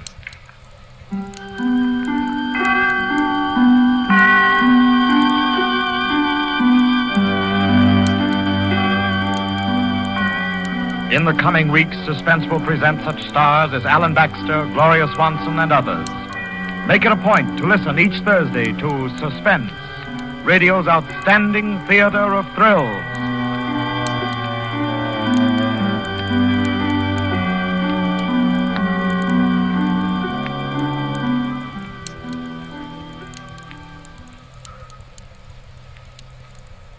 Wherever discriminating people dine, you'll find CRESTA, BLANCA, Cresta Blanca, Cresta Blanca. Yes, famous Cresta Blanca wines are served on America's finest ships, trains, and planes, in its most distinguished hotels, restaurants, and homes. Make your dining and entertaining outstanding with the famous Cresta Blanca California sherry or port, now most attractively priced. The preceding program was transcribed. This is CBS, the Columbia Broadcasting System.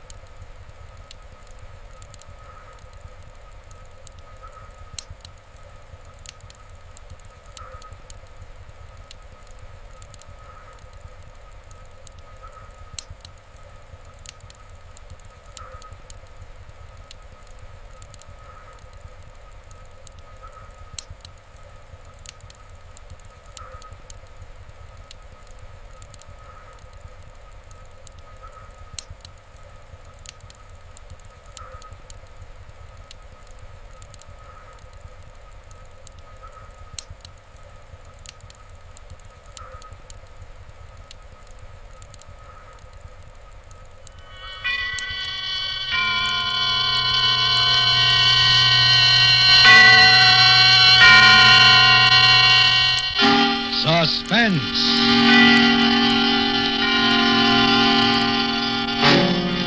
Tonight, as we open a special limited series of 5 Friday night performances at this hour, Suspense brings you an incomparable study in terror. It is Edgar Allan Poe's The Pit and the Pendulum, in a new setting as a radio play especially written for Suspense by a contemporary master of the art, John Dixon Carr. As star this evening, we bring you a noted actor of the New York stage, Mr. Jose Ferrer. And as usual, Suspense is produced, edited, and directed by William Spear.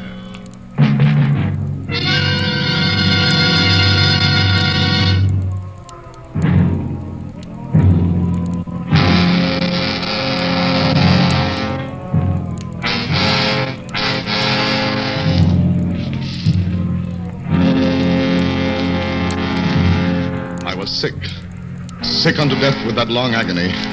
And when at length they unbound me and I was permitted to sit, I felt my senses were leaving me. The sound of the inquisitorial voices seemed merged into one dreamy, indeterminate hum.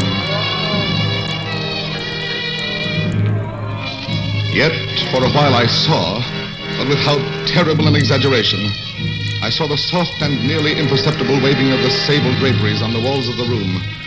I saw the flames of the 7 tall candles which burned on the table. I saw the lips of the black-robed judges, and these lips appeared to me white as paper, white as horror. I saw them writhe with a deadly locution. I saw them fashion the syllables of my name.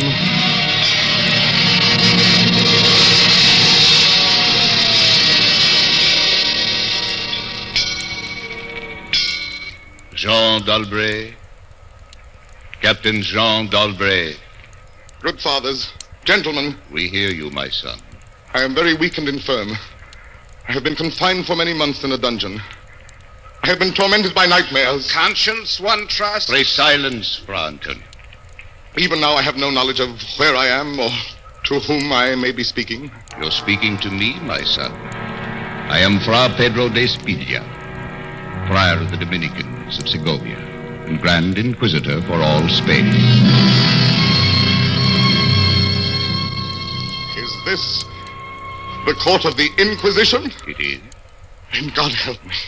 He will help you, my son, if you trust him. But I am a French officer. That is true. A soldier and creature of the arch-fiend Napoleon Bonaparte. But a French officer nonetheless. A prisoner of war. By what right do you try me in this court? Let the clerk read the charges against this prisoner. Pray silence while the clerk reads the charges. The charges against the prisoner are as follows. Imprimis, that he is one Jean d'Albret, a captain of artillery in the army of Bonaparte, so-called Emperor of the French. This means nothing, as the prisoner says it is no crime. Proceed. Item, that on the 4th day of September, in the year of our Lord 1808, the said Jean d'Albret did wed, espouse, and marry that most noble lady, the Donna Beatrice Valdez, niece and ward of the illustrious... One moment. Your Excellency spoke. Fra Antonio, was any cheat employed to trap this girl into marriage against her will? No, we have no actual evidence of any cheat. Was the girl of age? I believe so. Then wherefore is the prisoner here? This marriage was a deplorable thing, if you like. Bonaparte himself is almost at the gates of Madrid. His General Lasalle menaces our city of Toledo itself, but lawful marriage, however regrettable, is no sin or crime. There are other matters in the indictment, I think. Then continue, but give us nothing that is not material. Item, that on the 12th of October, 1808, the said Jean d'Albret, being in command of a 5-gun battery of light artillery, did direct the fire of his guns against the holy church of St. Martha the Innocent, and thereby of his wicked malice destroyed that church utterly. Captain d'Albret, is this charge true? Yes. You admit it. Good father, hear what I have to say. If you recall, the church blew up. Would you boast of your sin, young man? It blew up because it was stored with kegs of gunpowder for your army. I had every right to fire on it. And that is all the defense you have to make. I tell you, I had every right to fire on it. By military law... Is military law above God's law? I don't know. I did my duty. Long live the Emperor! Captain d'Albret, hear the sentence of this court. Must I stand up to hear it? I am very weak. No, you may remain seated. I thank you most humbly. Had your offense been any except this, the Holy Office would have been merciful. Mark what I say. No man, however great his heresy, is ever condemned to be burnt in the fire. Fire! Fire! Fire! Fire! If he first recant and acknowledge the error of his ways. But for you, Jean d'Albret, there can be no mercy, no pity, no atonement. The only sentence of this court can be... Death! Death! Death! The secular of government arm to which we must release you has devised 2 ways of punishment in cases such as yours. You hear the tolling of bells? I hear them. It is the procession of the condemned going to the auto da fe. Soon the yellow light of the flames will stream through the windows And flicker on floor and ceiling. Nunc et in hora mortis intuis manibus, Domine, Most of those condemned out of mercy will be strangled before they are burned. It cannot be so with you, Jean d'Albret. You must die in one of two ways. Either with the direst of physical agony. A slow fire of green wood. Ice bandages about the head and heart so that the fire does not approach too quickly. Not Be too... silent, Fra Antonio. I cry your pardon, Grand Inquisitor. Or else, Jean d'Albret, you must die in a certain other way. I'm done with this. Pass your sentence and let me go. The law does not permit me to tell you now what this other way is. It must approach you slowly and force itself into your mind. It must stalk you like a tiger. It must bring you face to face at last with the king of terrors.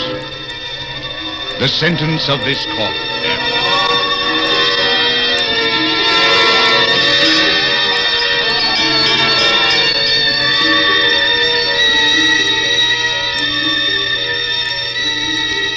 I had swooned, yet still I will not say that all of consciousness was lost. There are shadows of memory which tell me indistinctly of tall figures that lifted me and bore me in silence down, still down, until a hideous dizziness oppressed me at that descent into the earth. There was a vague horror at my heart because of that heart's unnatural stillness. Then consciousness swam back to my wits again. Darkness. Stone floor and darkness. Oh, Beatrice. Oh, my wife. Did you call me, Jean? Beatrice. Was it you who spoke? Yes, Jean. You here in the dungeons of the Inquisition? I am not really speaking to you, my poor Jean. I am only in your imagination. Am I mad, then? No, but your brain is fevered. You only think you hear me. I hear you clearly, as clearly as I once heard you. In the little church near the Ebro, where we were married. Yes. I destroyed that church, Beatrice. I had to. It was my commanding officer's order. I know, Jean. Be comforted. There are those who care. You won't leave me? As long as I am in your heart, I shall be here. I was strong once, but now I'm weak. Once I was reckless, but now I'm afraid. Where am I, Beatrice? What are they going to do to me? I cannot tell. Remember, my voice comes only from your own brain. Are you fettered? No. They have not chained you to the wall? No. They've taken away my uniform. They've given me sandals and a robe of what feels like coarse serge. But I'm still free. Free. Take courage, Jean. Free and in the grasp of the Inquisition. Beatrice. Yes, Jean? It is completely dark. There's hardly any air. I dread to get up, and I dread to stretch out my hand. Suppose they've burnt me alive. Courage. Can you stand up? I think so. Then walk. Walk as far as you can. Measure the limits of the cell. If this is not a tomb... You're right, Beatrice. As always. I'll try. Courage. Yes, courage. Now pray for a poor devil who always meant well. 1 pace. 2. 3.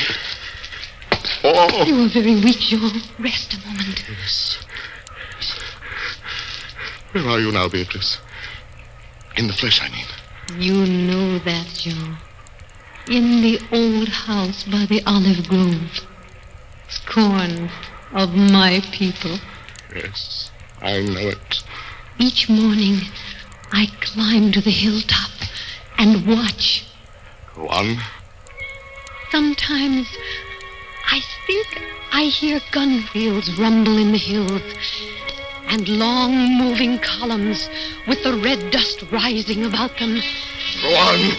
First come the heavy cavalry, in plume-crested helmets, on their flanks wheeling like hawks, light hussars in blue and scarlet, and behind them in a glitter of bayonets as vast as light points on the sea, rank upon rank, the long gray coats and tall bearskin caps of the old guards and the Grand Army.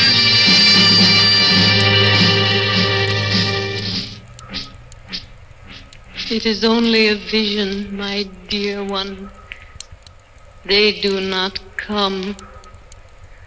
Will they ever come, Beatrice? I cannot tell.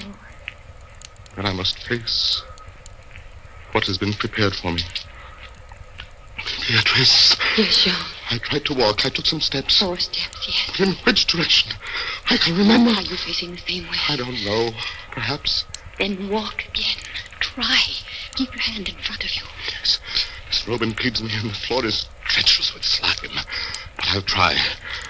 4 paces. 5, 6, 7. It can't be a tomb. 8, 9, 10. Look out!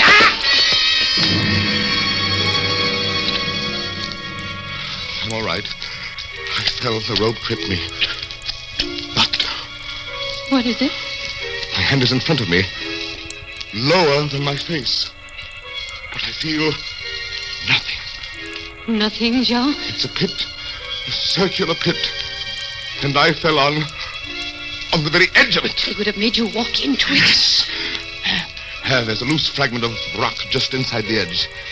If I can dislodge it. Listen.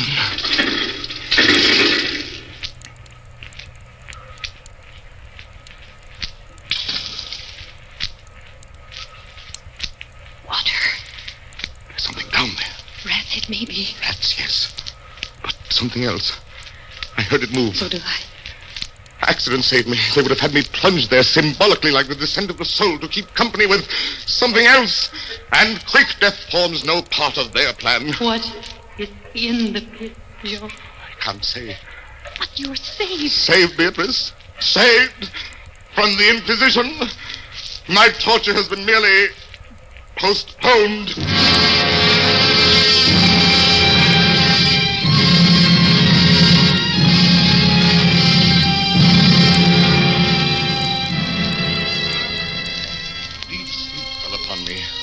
Sleep like that of death. How long it lasted, I know not. But when I opened my eyes once again, I could see. Yes, see. My prison was large and lofty, its walls formed of massive iron plates bolted or joined together. A wild sulphurous luster, I could not trace its origin, lit up the dungeon, and a circular pit, and the crudely daubed skeleton figures painted in evil colors on the iron walls. Skeleton figures, demon figures, gargoyle figures, their colors a little blurred as from the effects of the damp. And I must approach you slowly and force itself into your life. It must stalk you like a tiger. It must bring you face to face at last with the king of terror. I now lay on my back and at full length and on a low framework of wood. To this framework I was securely bound by a long fastening resembling a surgical bandage. Bound? But why? Why? The bandage passed round and round my body, leaving at liberty only my head and my left arm. With much exertion, I could supply myself with food from an earthen dish on the floor beside me. It was meat, highly seasoned, and there was no water.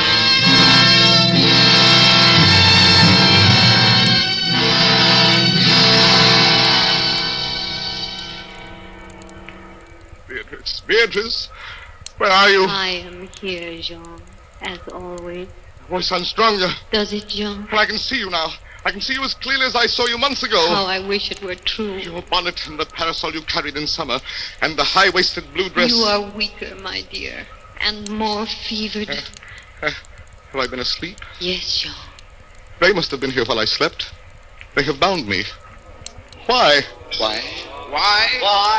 Stop those voices! Stop them! Mine too, Jean. I am not here either, you know. Don't drive me away. Beatrice, look! Where? At the ceiling of this room, 30, 40 feet up. What do you see? Painted on the ceiling. A figure of Father Time. Anything else? But Father Time carries no scythe. He carries instead what looks like a gigantic pendulum from an ancient clock. About one thing I swear I'm in my right senses. I saw that pendulum move. Painting cannot move. Yet I saw the pendulum did. It swung a little, back and forth, just like a real pendulum. Try not to trouble your brain. Father Time is not like those other paintings daubed on the walls, the imps and devils and skeletons. That pendulum is real. Beatrice, take care. Take care of what? You are not looking at the pendulum now. Take care of the rats. The rats from the pit. I see They're them. swarming out in dozens. You can see their glitter. One of them ran across the hem of your dress. Did it, John? What do they want? They have caught the scent of the meat in the dish beside They'll you. not get it. Go away, you vermin. Oh, your hand above the plate, John. Move. Beatrice, where are you going? I can hardly hear you. You are sending me away. I'm sending you away. My poor loved one. You can't bear to see the rats running about my feet, can you? Even when you know I'm not here. Beatrice! It is true, Jean. You are sending me. Yes, it's true. Go! In a cell swarming with vermin, there are others I had rather see here. I had rather see...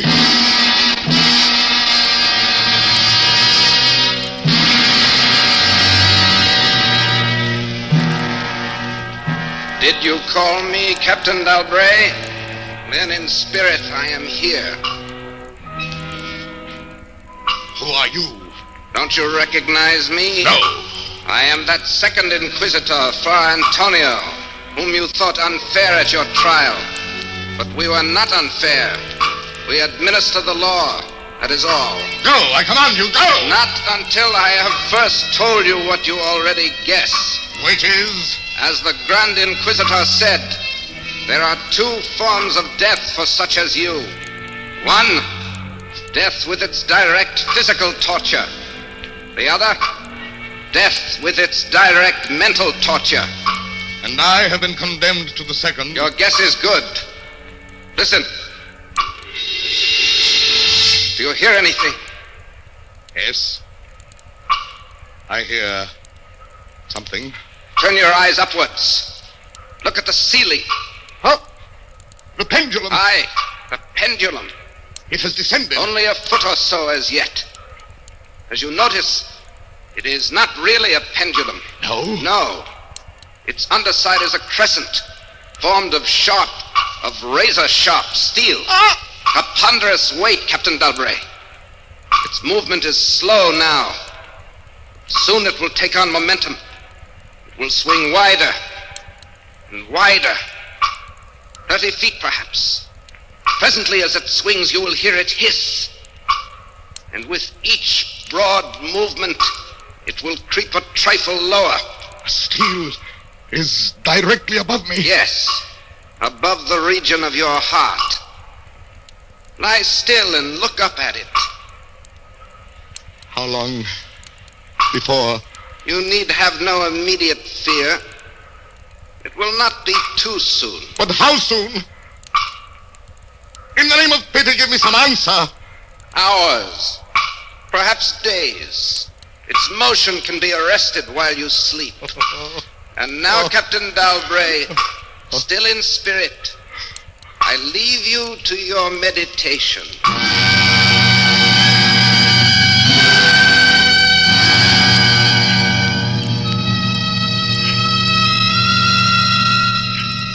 Minutes, hours, days.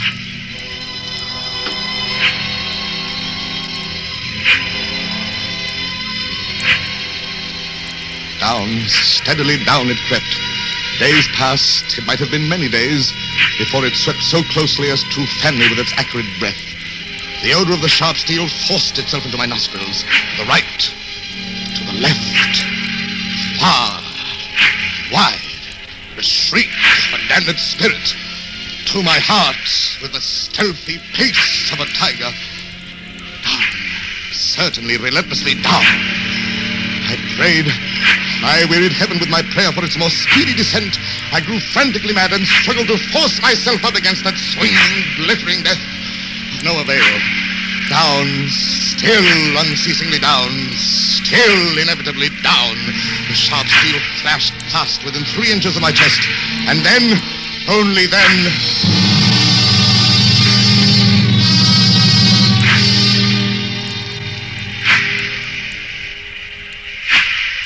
I heard you calling, Jean.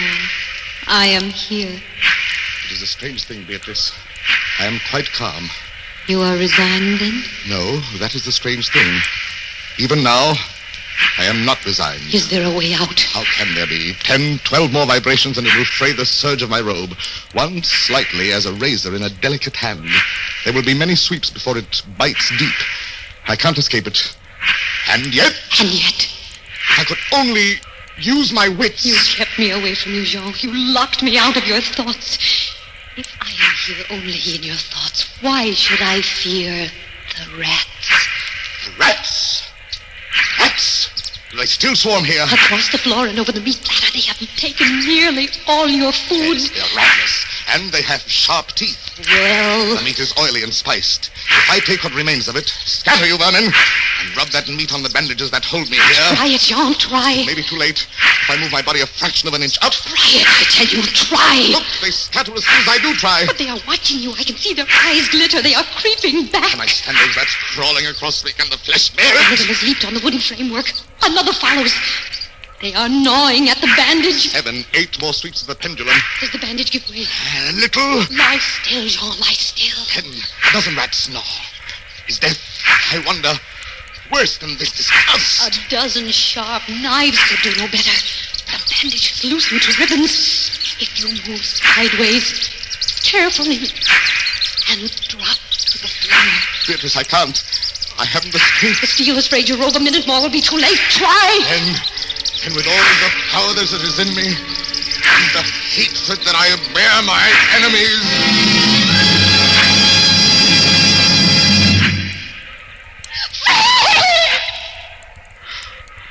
Second time.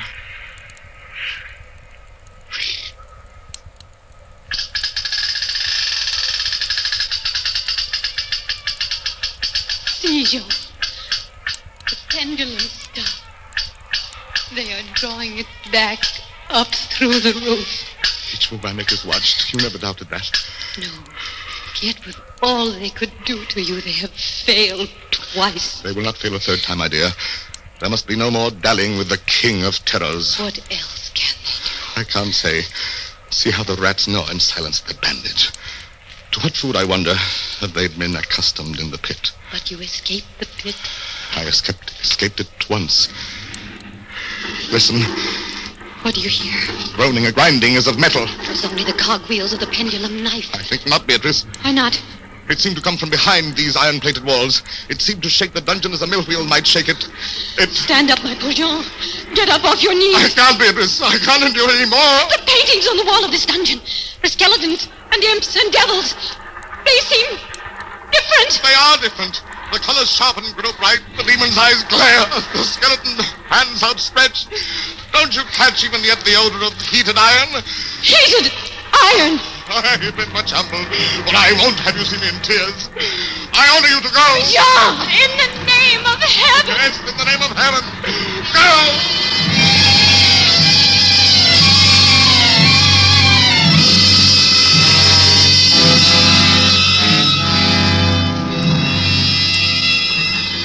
Suffocating heat pervades the prison. A deeper glow settles in the painted eyes that glared at me.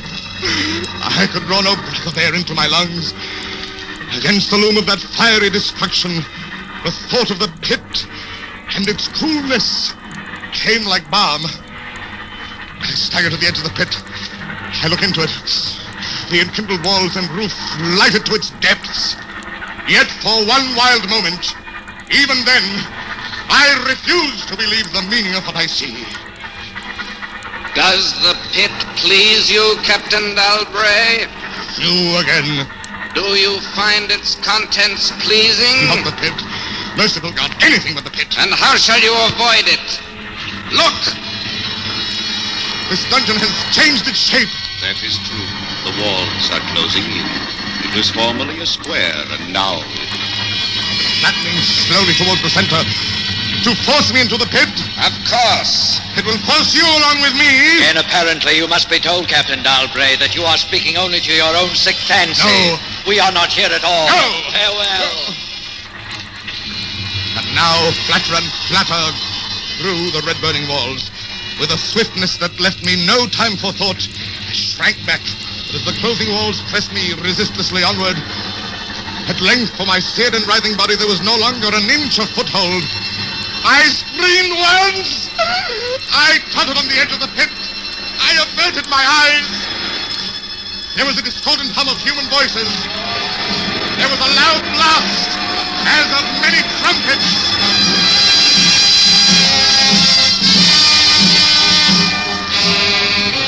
The fiery walls rushed back. An outstretched arm caught my own as I fell painting into the abyss. It was the arm of General LaSalle. The French army had entered Toledo. The Inquisition was in the hands of its enemies.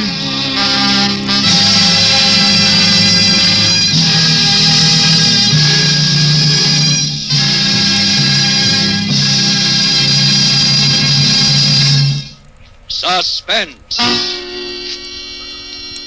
Produced, edited, and directed by William Spear. Tonight you heard Mr. Jose Ferrer as star of The Pit and the Pendulum. First in a limited series of 5 Friday night performances at this hour, which will present radio's outstanding theater of thrills, Suspense. Tonight's radio play was adapted by John Dixon Carr from the famous short story by Edgar Allan Poe. Jose Ferrer will soon be seen with Ingrid Bergman in Joan of Lorraine. Appearing tonight with Mr. Ferrer were Jeanette Nolan, John McIntyre, Elliot Lewis, Joseph Kearns, Eric Snowden, and Paul McVeigh. Music for Suspense is under the direction of Lud Gluskin, with original music composed by Lucien Morawek. Next Friday, same time, we will again bring you Suspense.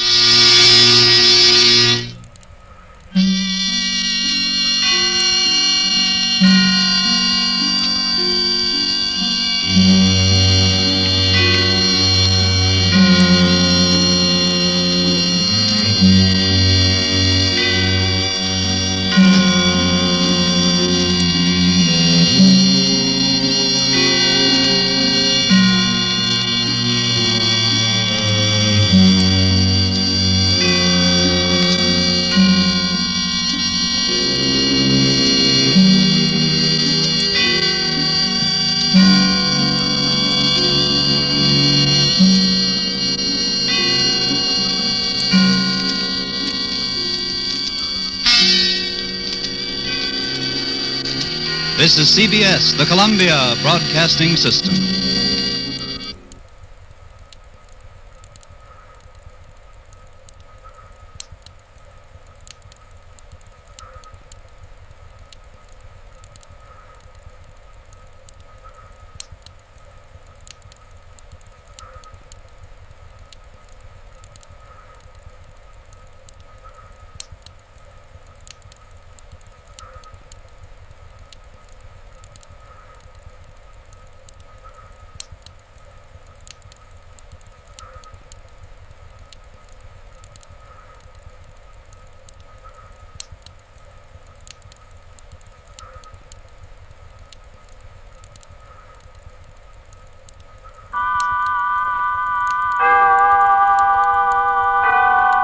Autolite and its 98,000 dealers bring you Mr. Jeff Chandler in tonight's presentation of Suspense.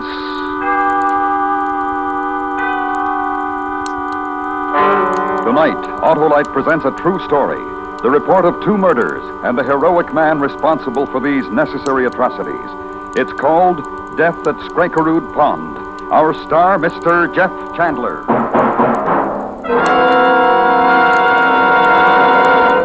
$100,000 in cash. This is Harlow Wilcox asking if you've signed up for the great Autolite family charity drawing. $100,000 will be given away to the churches, hospitals, or other recognized local or national charities picked by the 25 persons selected in this huge drawing. And there's no obligation except writing your name and address. Before we tell you how to enter, here's what Mr. Bruce Palmer, Executive Chairman of the United Defense Fund, has to say about this Autolite family drawing. Well, this offer deserves the attention of everyone interested in helping his fellow man. I hope that the United Defense Fund, which includes the USO activities, will benefit too. But no matter what your favorite charity, I urge you to enter this Autolite drawing. Thank you, Mr. Palmer. Friends, just visit any of the following Autolite family car dealer showrooms: DeSoto, Hudson, Plymouth, Studebaker, Dodge, Willis, Nash, Packard, Kaiser, or Chrysler. Fill out the registration form at any of these dealers, and you may help your favorite recognized charity get a major share of $100,000. And now, Autolite presents transcribed Death at Skrikerud Pond, a true story, starring Mr. Jeff Chandler as Arnie, hoping once again to keep you in suspense.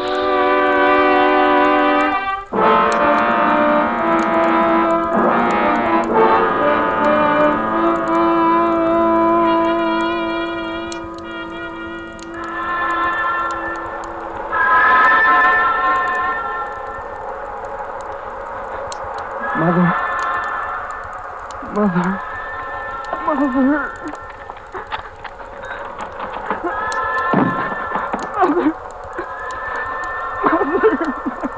Who is it? Who is there? George? Oh, son! Son! It's all right. It's all right. You're hurt. Blood. Listen.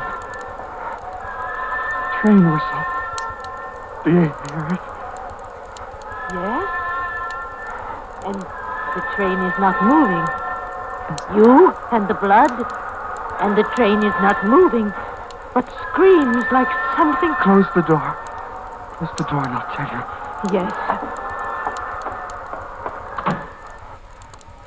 Train full of Nazis. George, do you hear me? I'm not badly hurt, Father. Let me see. No, you're not.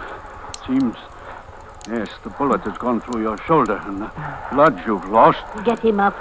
Get him from the floor. Yes. Put your arm about my neck, George. And I hear. Now, what have you done? I've helped to blow up a train. A Nazi troop train. And in running away, you were shot. Yes. Let him alone.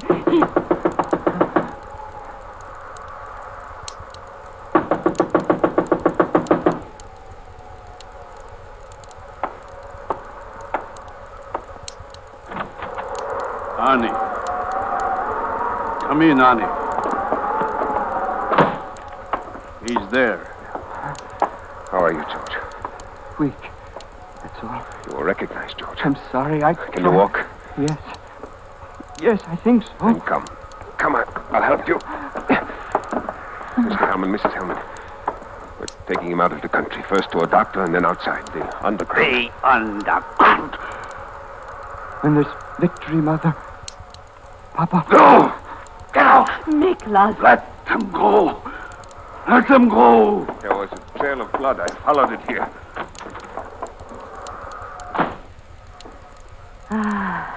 Come.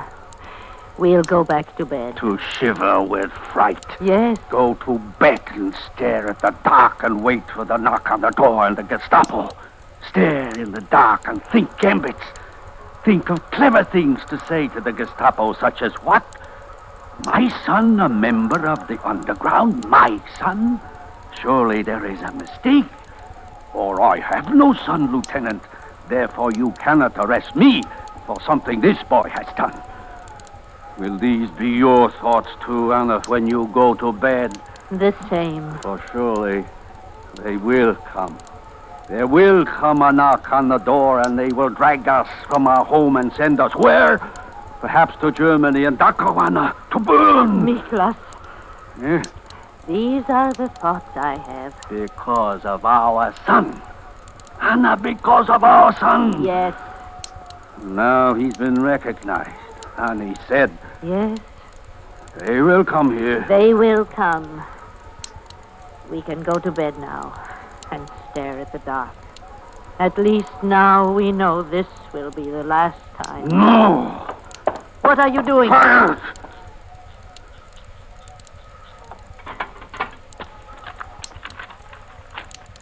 12,000 kroner.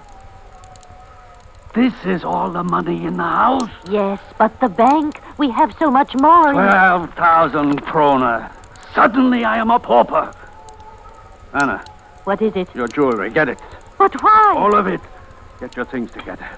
We're getting out of here, across the border. They'll take us across the underground. They have to. They have to.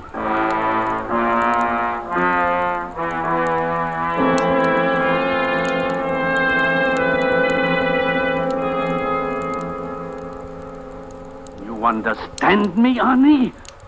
You are the patriots. And you, the sellers of freedom, and Mrs. Hellman and I have come to bargain and buy. I've told you the borders are closed. The Nazi patrols swarm. I don't know, Mr. Hellman. You don't know.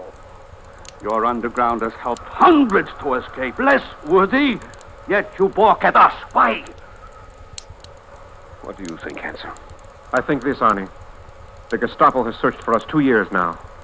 These people coming here have made it easy for them. Let's have nothing to do with them. And I think this. If you do not help us, if you do not lead us across the border into Sweden, then I will report you to the Gestapo. I personally will tell them who you are, where you hide. No, wait. No, he did not mean that, my husband. Miklas did not. You heard him. He did not mean it. He is frightened, and he is desperate, and he does not know what he said. Do not beg of them, Anna. We are not their beggars. Please, Miklas. I will not beg. I will tell them of us. 30 years we have lived in your country, Mr. Arne, Mr. Hansen, with pride, with respect, with love for the things of your country. And because my son has spilled blood for this country, we now must flee it and begin another life. And we are not young. But we are rich, and we will pay you well for this new life, more than any of the others. We are rich. We will pay you well. We are not in this to make profit on sorrow, Mrs. Hellman. Heroes, then, is what you are. Listen to me. It's not good, Arnie. I tell you, it's not good. Listen to me. This new life you want, it lies through bitter wilderness and savage hardships and swamp and cold. Be eloquent, Arnie. Be eloquent. Let the words spill slow and thoughtful from your mouth while the Gestapo searches for us, for you, and comes nearer and nearer. Could try, Hansen. How? I know a way through the forest, a way unused before, where Skrikerud Pond is. Maybe we could... Yes, I think we could. Good. Then it is settled. You see, Anna, it is simply a matter of bargaining. One knows how to bargain. One lives. Get your things together. We're getting out right now. Quickly. At your command, Annie. At your command.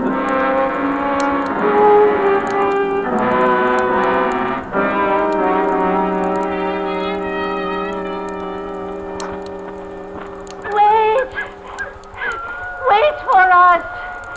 Wait here, Hansen. I'll go back to them. What's the matter? I cannot go, Father.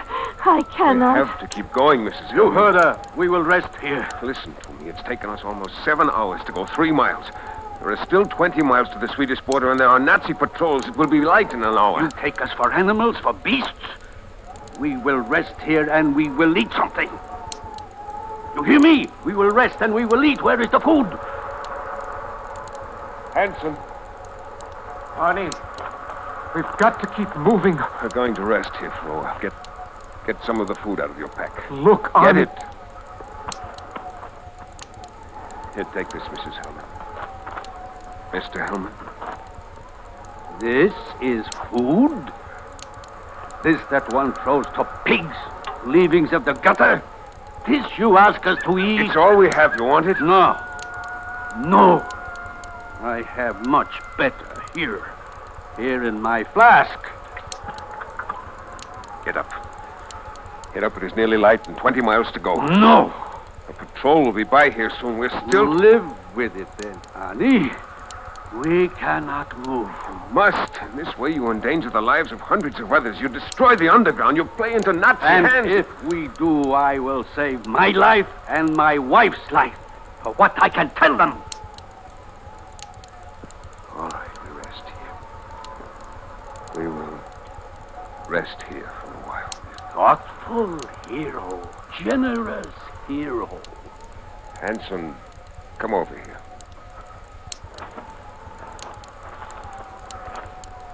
Hanson. Yes? They can destroy us and the underground. The lives of other men and women who believe with us. Yes. Destroy what their own son has fought for and bled. Yes. Enemies, then. Yes. We are at war. I have thought these things. When I carried her on my back, and then him. And I wondered how long for you to think also. Now. There's a rock under the snow there, Hanson. Take it from the snow. And this one for me. And when we are across the border, Miklas, they will be for us. What are you? Old man who is dead. And with you, your old woman. And I am sorry. And for them, the border reached. And an end to wilderness. And freedom. Vast stillness. Understand, old man, old woman. The only stillness we can give you. Because this time is what it is. It is done, Hanson. Now quickly we go home.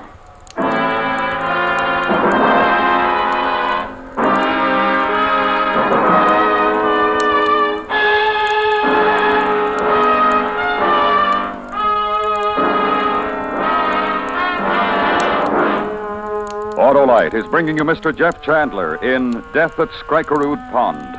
Tonight's presentation in radio's outstanding theater of thrills, Suspense.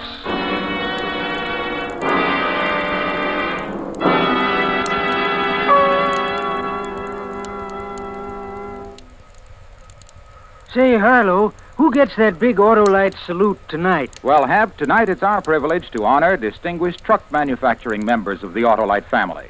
And along with them, the entire trucking industry. It covers a lot of ground, Harlow. And so do America's trucks, Hap. Over 90 billion miles last year alone.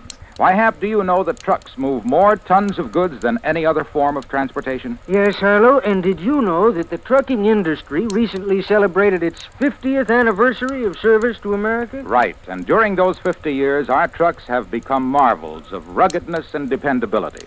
That's due to the unique design and manufacturing skills of the truck manufacturers we salute tonight. And let's not forget the men who drive those trucks, Harlow. They've got the world's finest safety record. They sure do, Hap, and that's another reason why Autolite wishes to take this opportunity to express appreciation for our many years of close association to truck manufacturer members of the Autolite family and their dealers everywhere. And now, Autolite brings back to our Hollywood soundstage Mr. Jeff Chandler of Death at Skrikerud Pond, a true story, well calculated to keep you in suspense.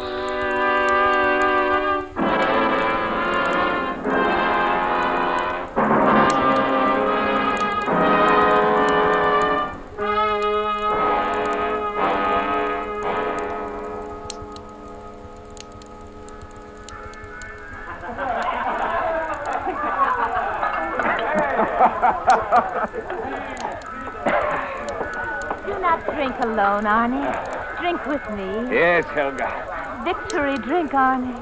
For the end to war and again a time of peace we once knew. And you and my brothers, Sven Hansen, to live as you were meant to live. The bells of our village, the small bells and the great, you hear them, Arnie? Yes, as once long ago they rang. To you, Arnie, and to my brother, To your brother, Sven Hansen. who is brave and a good man, and who fought for us, for the women and the children of women, who fought and bled and blessed us again with peace. My brother, And you, Arnie. There were others. My brother and you. Drink with me, Arnie. And may I also drink to you, Arnie? As Helga drinks to you? As all do in your house. Oh, you are welcome here, Kurt. Drink, dance, whatever thing your joy will. To you, Arnie. And to your fine house and your warm friends. But I look about and I do not see a certain warm friend, soldier friend, underground friend. Oh, who? The friend of the sabotage train of many years ago. The friend George Hellman. Where is he, Arnie? I don't know. And a lost son brings to mind the father and the mother. The old people and their money. Jewels they had, it is said, and many kroner. And now the old people are lost. And there is wonder of them. And you have fine things in your house. The kroner, Arnie. The kroner and jewels of the Hellmans. Where, Arnie? That you bought with them? The lamp? And that? The silver? And now I must teach you another thing.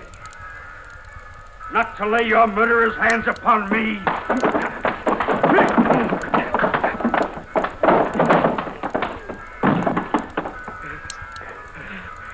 Enough. Arnie. Enough. Get out. Get out of my house.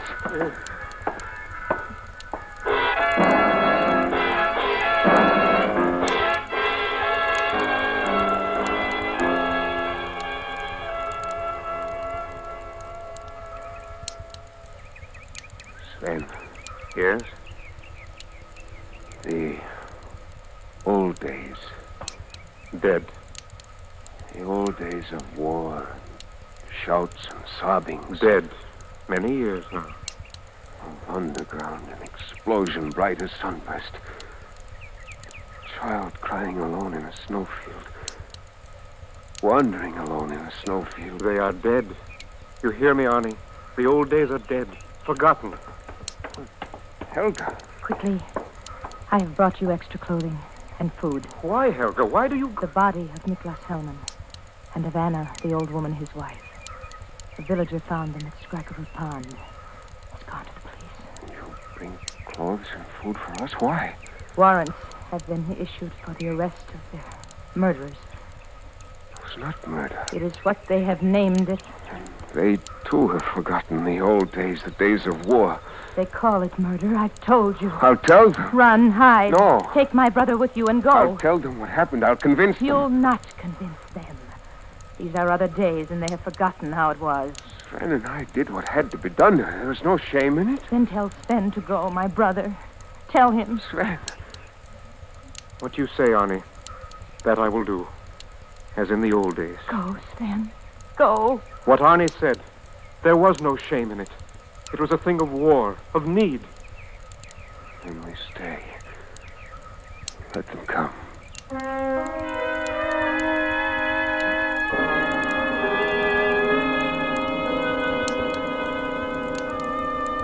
Arne Leuken, how do you plead? I confess freely to having caused the death of Mr. and Mrs. Hellman. However, to the charge of murder, I plead not guilty. And Sven Hansen, how do you plead? I was with Arnie Leuken. The Hellmans died because of me. Yet I did not commit murder.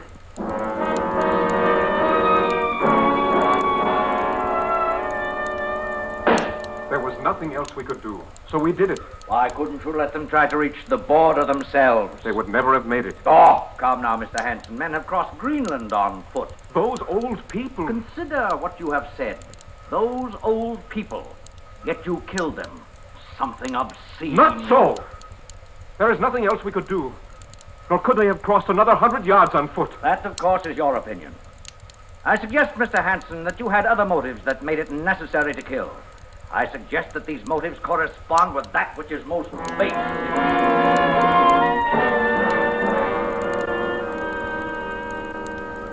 Because the war is over, because the mass killing is done. The death of two solitary people is important. It's forgotten now that the Hellmans were our enemy as surely as... Enemy? How? How? They would have betrayed us. It would have meant the end of the whole underground. Which, of course, is conjecture.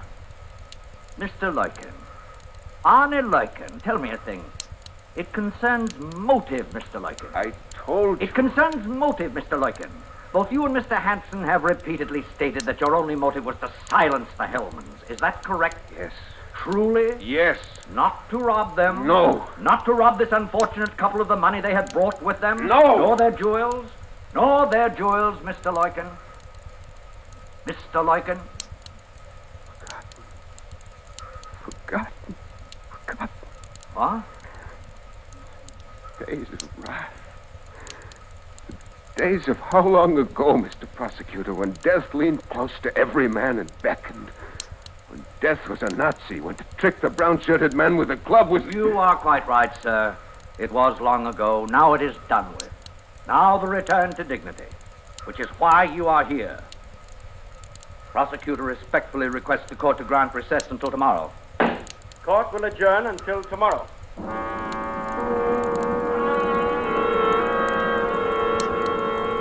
And struck them down in cold blood. Then did you or did you not go through their belongings and search for the money? Over 100,000 kroner. No. You did not go through their belongings? We searched them for papers. We wanted to destroy their papers so they could not be identified if they were found. And you found the money? And we found the money. And not being murderers, not being killers with malicious motives, rather gentle people, layers to rest of old folk who by some misadventure of age happen not to be able to walk 20 miles. Therefore, you did not take the money. What do you want me to say? What? What? That you did not take the money. We took the money. Oh? We took the money. There was not a lot of it, only 12,000 kroner. Listen. The real motive, then. Listen to me. Silence them, take their money, throw them into the lake. That is not true. Well, then forgive me. Which part of it is not true? That you did not take their money? That you did not throw them in the lake? That you did not kill them? Listen. Kill them. There will be silence in my courtroom. Kill them. Who is it who speaks? Olson, Knut Olson, and well you know me. And since it is you, respected citizen, there is no need to tell you that as a spectator... No longer spectator, sir. Man with compulsion to speak certain facts. I request permission to address the court. Very well. Killed them, I say. These two men killed the Hellmans, took their lives from them. No doubt of it. Mr. Olson... Mr. Olson, mark what you've said, sir. Mr. The cue to it all. And what was my fanciful name when there was war here? Myself, I can hardly remember. Avenger, was it? Or Snowhawk? I cannot remember all of them. Code names that changed each week. Head of the underground myself with childish names to help fight a war. To shield me so to live a little longer. longer. All of those here remember that you were... Heroic? Did you want to say that? A soldier, fighter for liberty? No less than these two men who killed. Heroes, soldiers, fighters for liberty, killed because they were under orders to kill those who brought liberty into jeopardy. And I gave those orders. This is what I needed to say.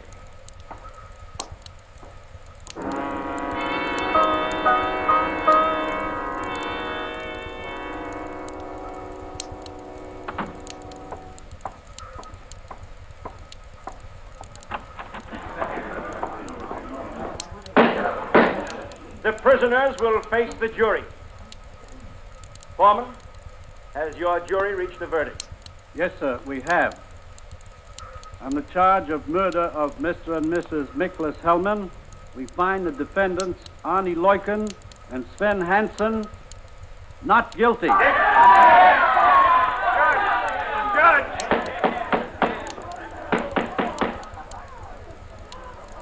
It is customary, sir, that the accused, upon his acquittal, offer thanks to the foreman of the jury which tried him. So I wish to do this thing. From my heart, I thank you.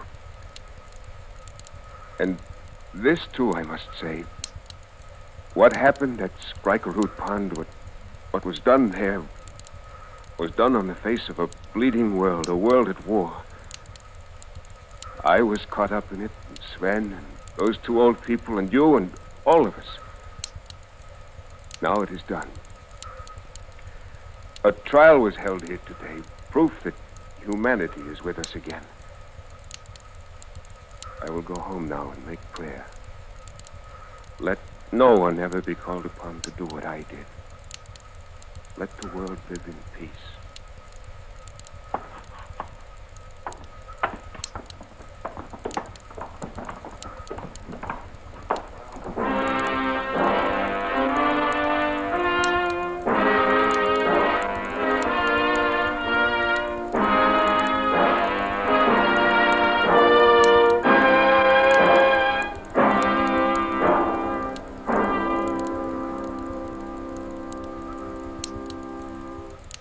Suspense. Presented by Autolite. Tonight's star, Mr. Jeff Chandler. This is Harlow Wilcox again. Don't forget, you may help your favorite church, hospital, March of Dimes, United Defense Fund, or any other local or national charity to share in the $100,000 Autolite Family Charity Drawing. If you're one of 25 persons selected, you will name any recognized charity you wish for a big share of this huge sum. There's nothing to buy, write, or solve. So if you're 18 years or over, visit any of the following dealer showrooms: DeSoto, Hudson, Plymouth, Studebaker, Dodge, Willis, Nash, Packard, Kaiser, or Chrysler. Fill out a registration form and have the dealer sign it. That's all, but your favorite charity may have you to thank for a big part of $100,000. Those dealers are DeSoto, Hudson, Plymouth, Studebaker, Dodge, Willis, Nash, Packard, Kaiser, or Chrysler. Help your favorite charity. Sign up tomorrow.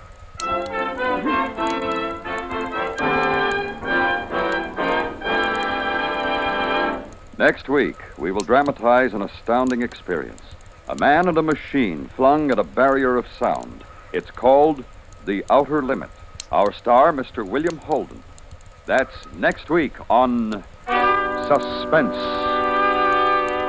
Suspense is transcribed and directed by Elliott Lewis, with music composed by Lucien Morawick and conducted by Death at Skrikerud Pond was adapted for Suspense by Morton Fine and David Friedkin, with James P. Cavanaugh from Theodore Olson's report.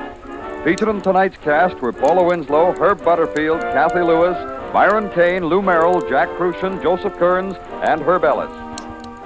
Jeff Chandler may currently be seen co-starring with Maureen O'Hara in Universal International's Technicolor production, War Arrow.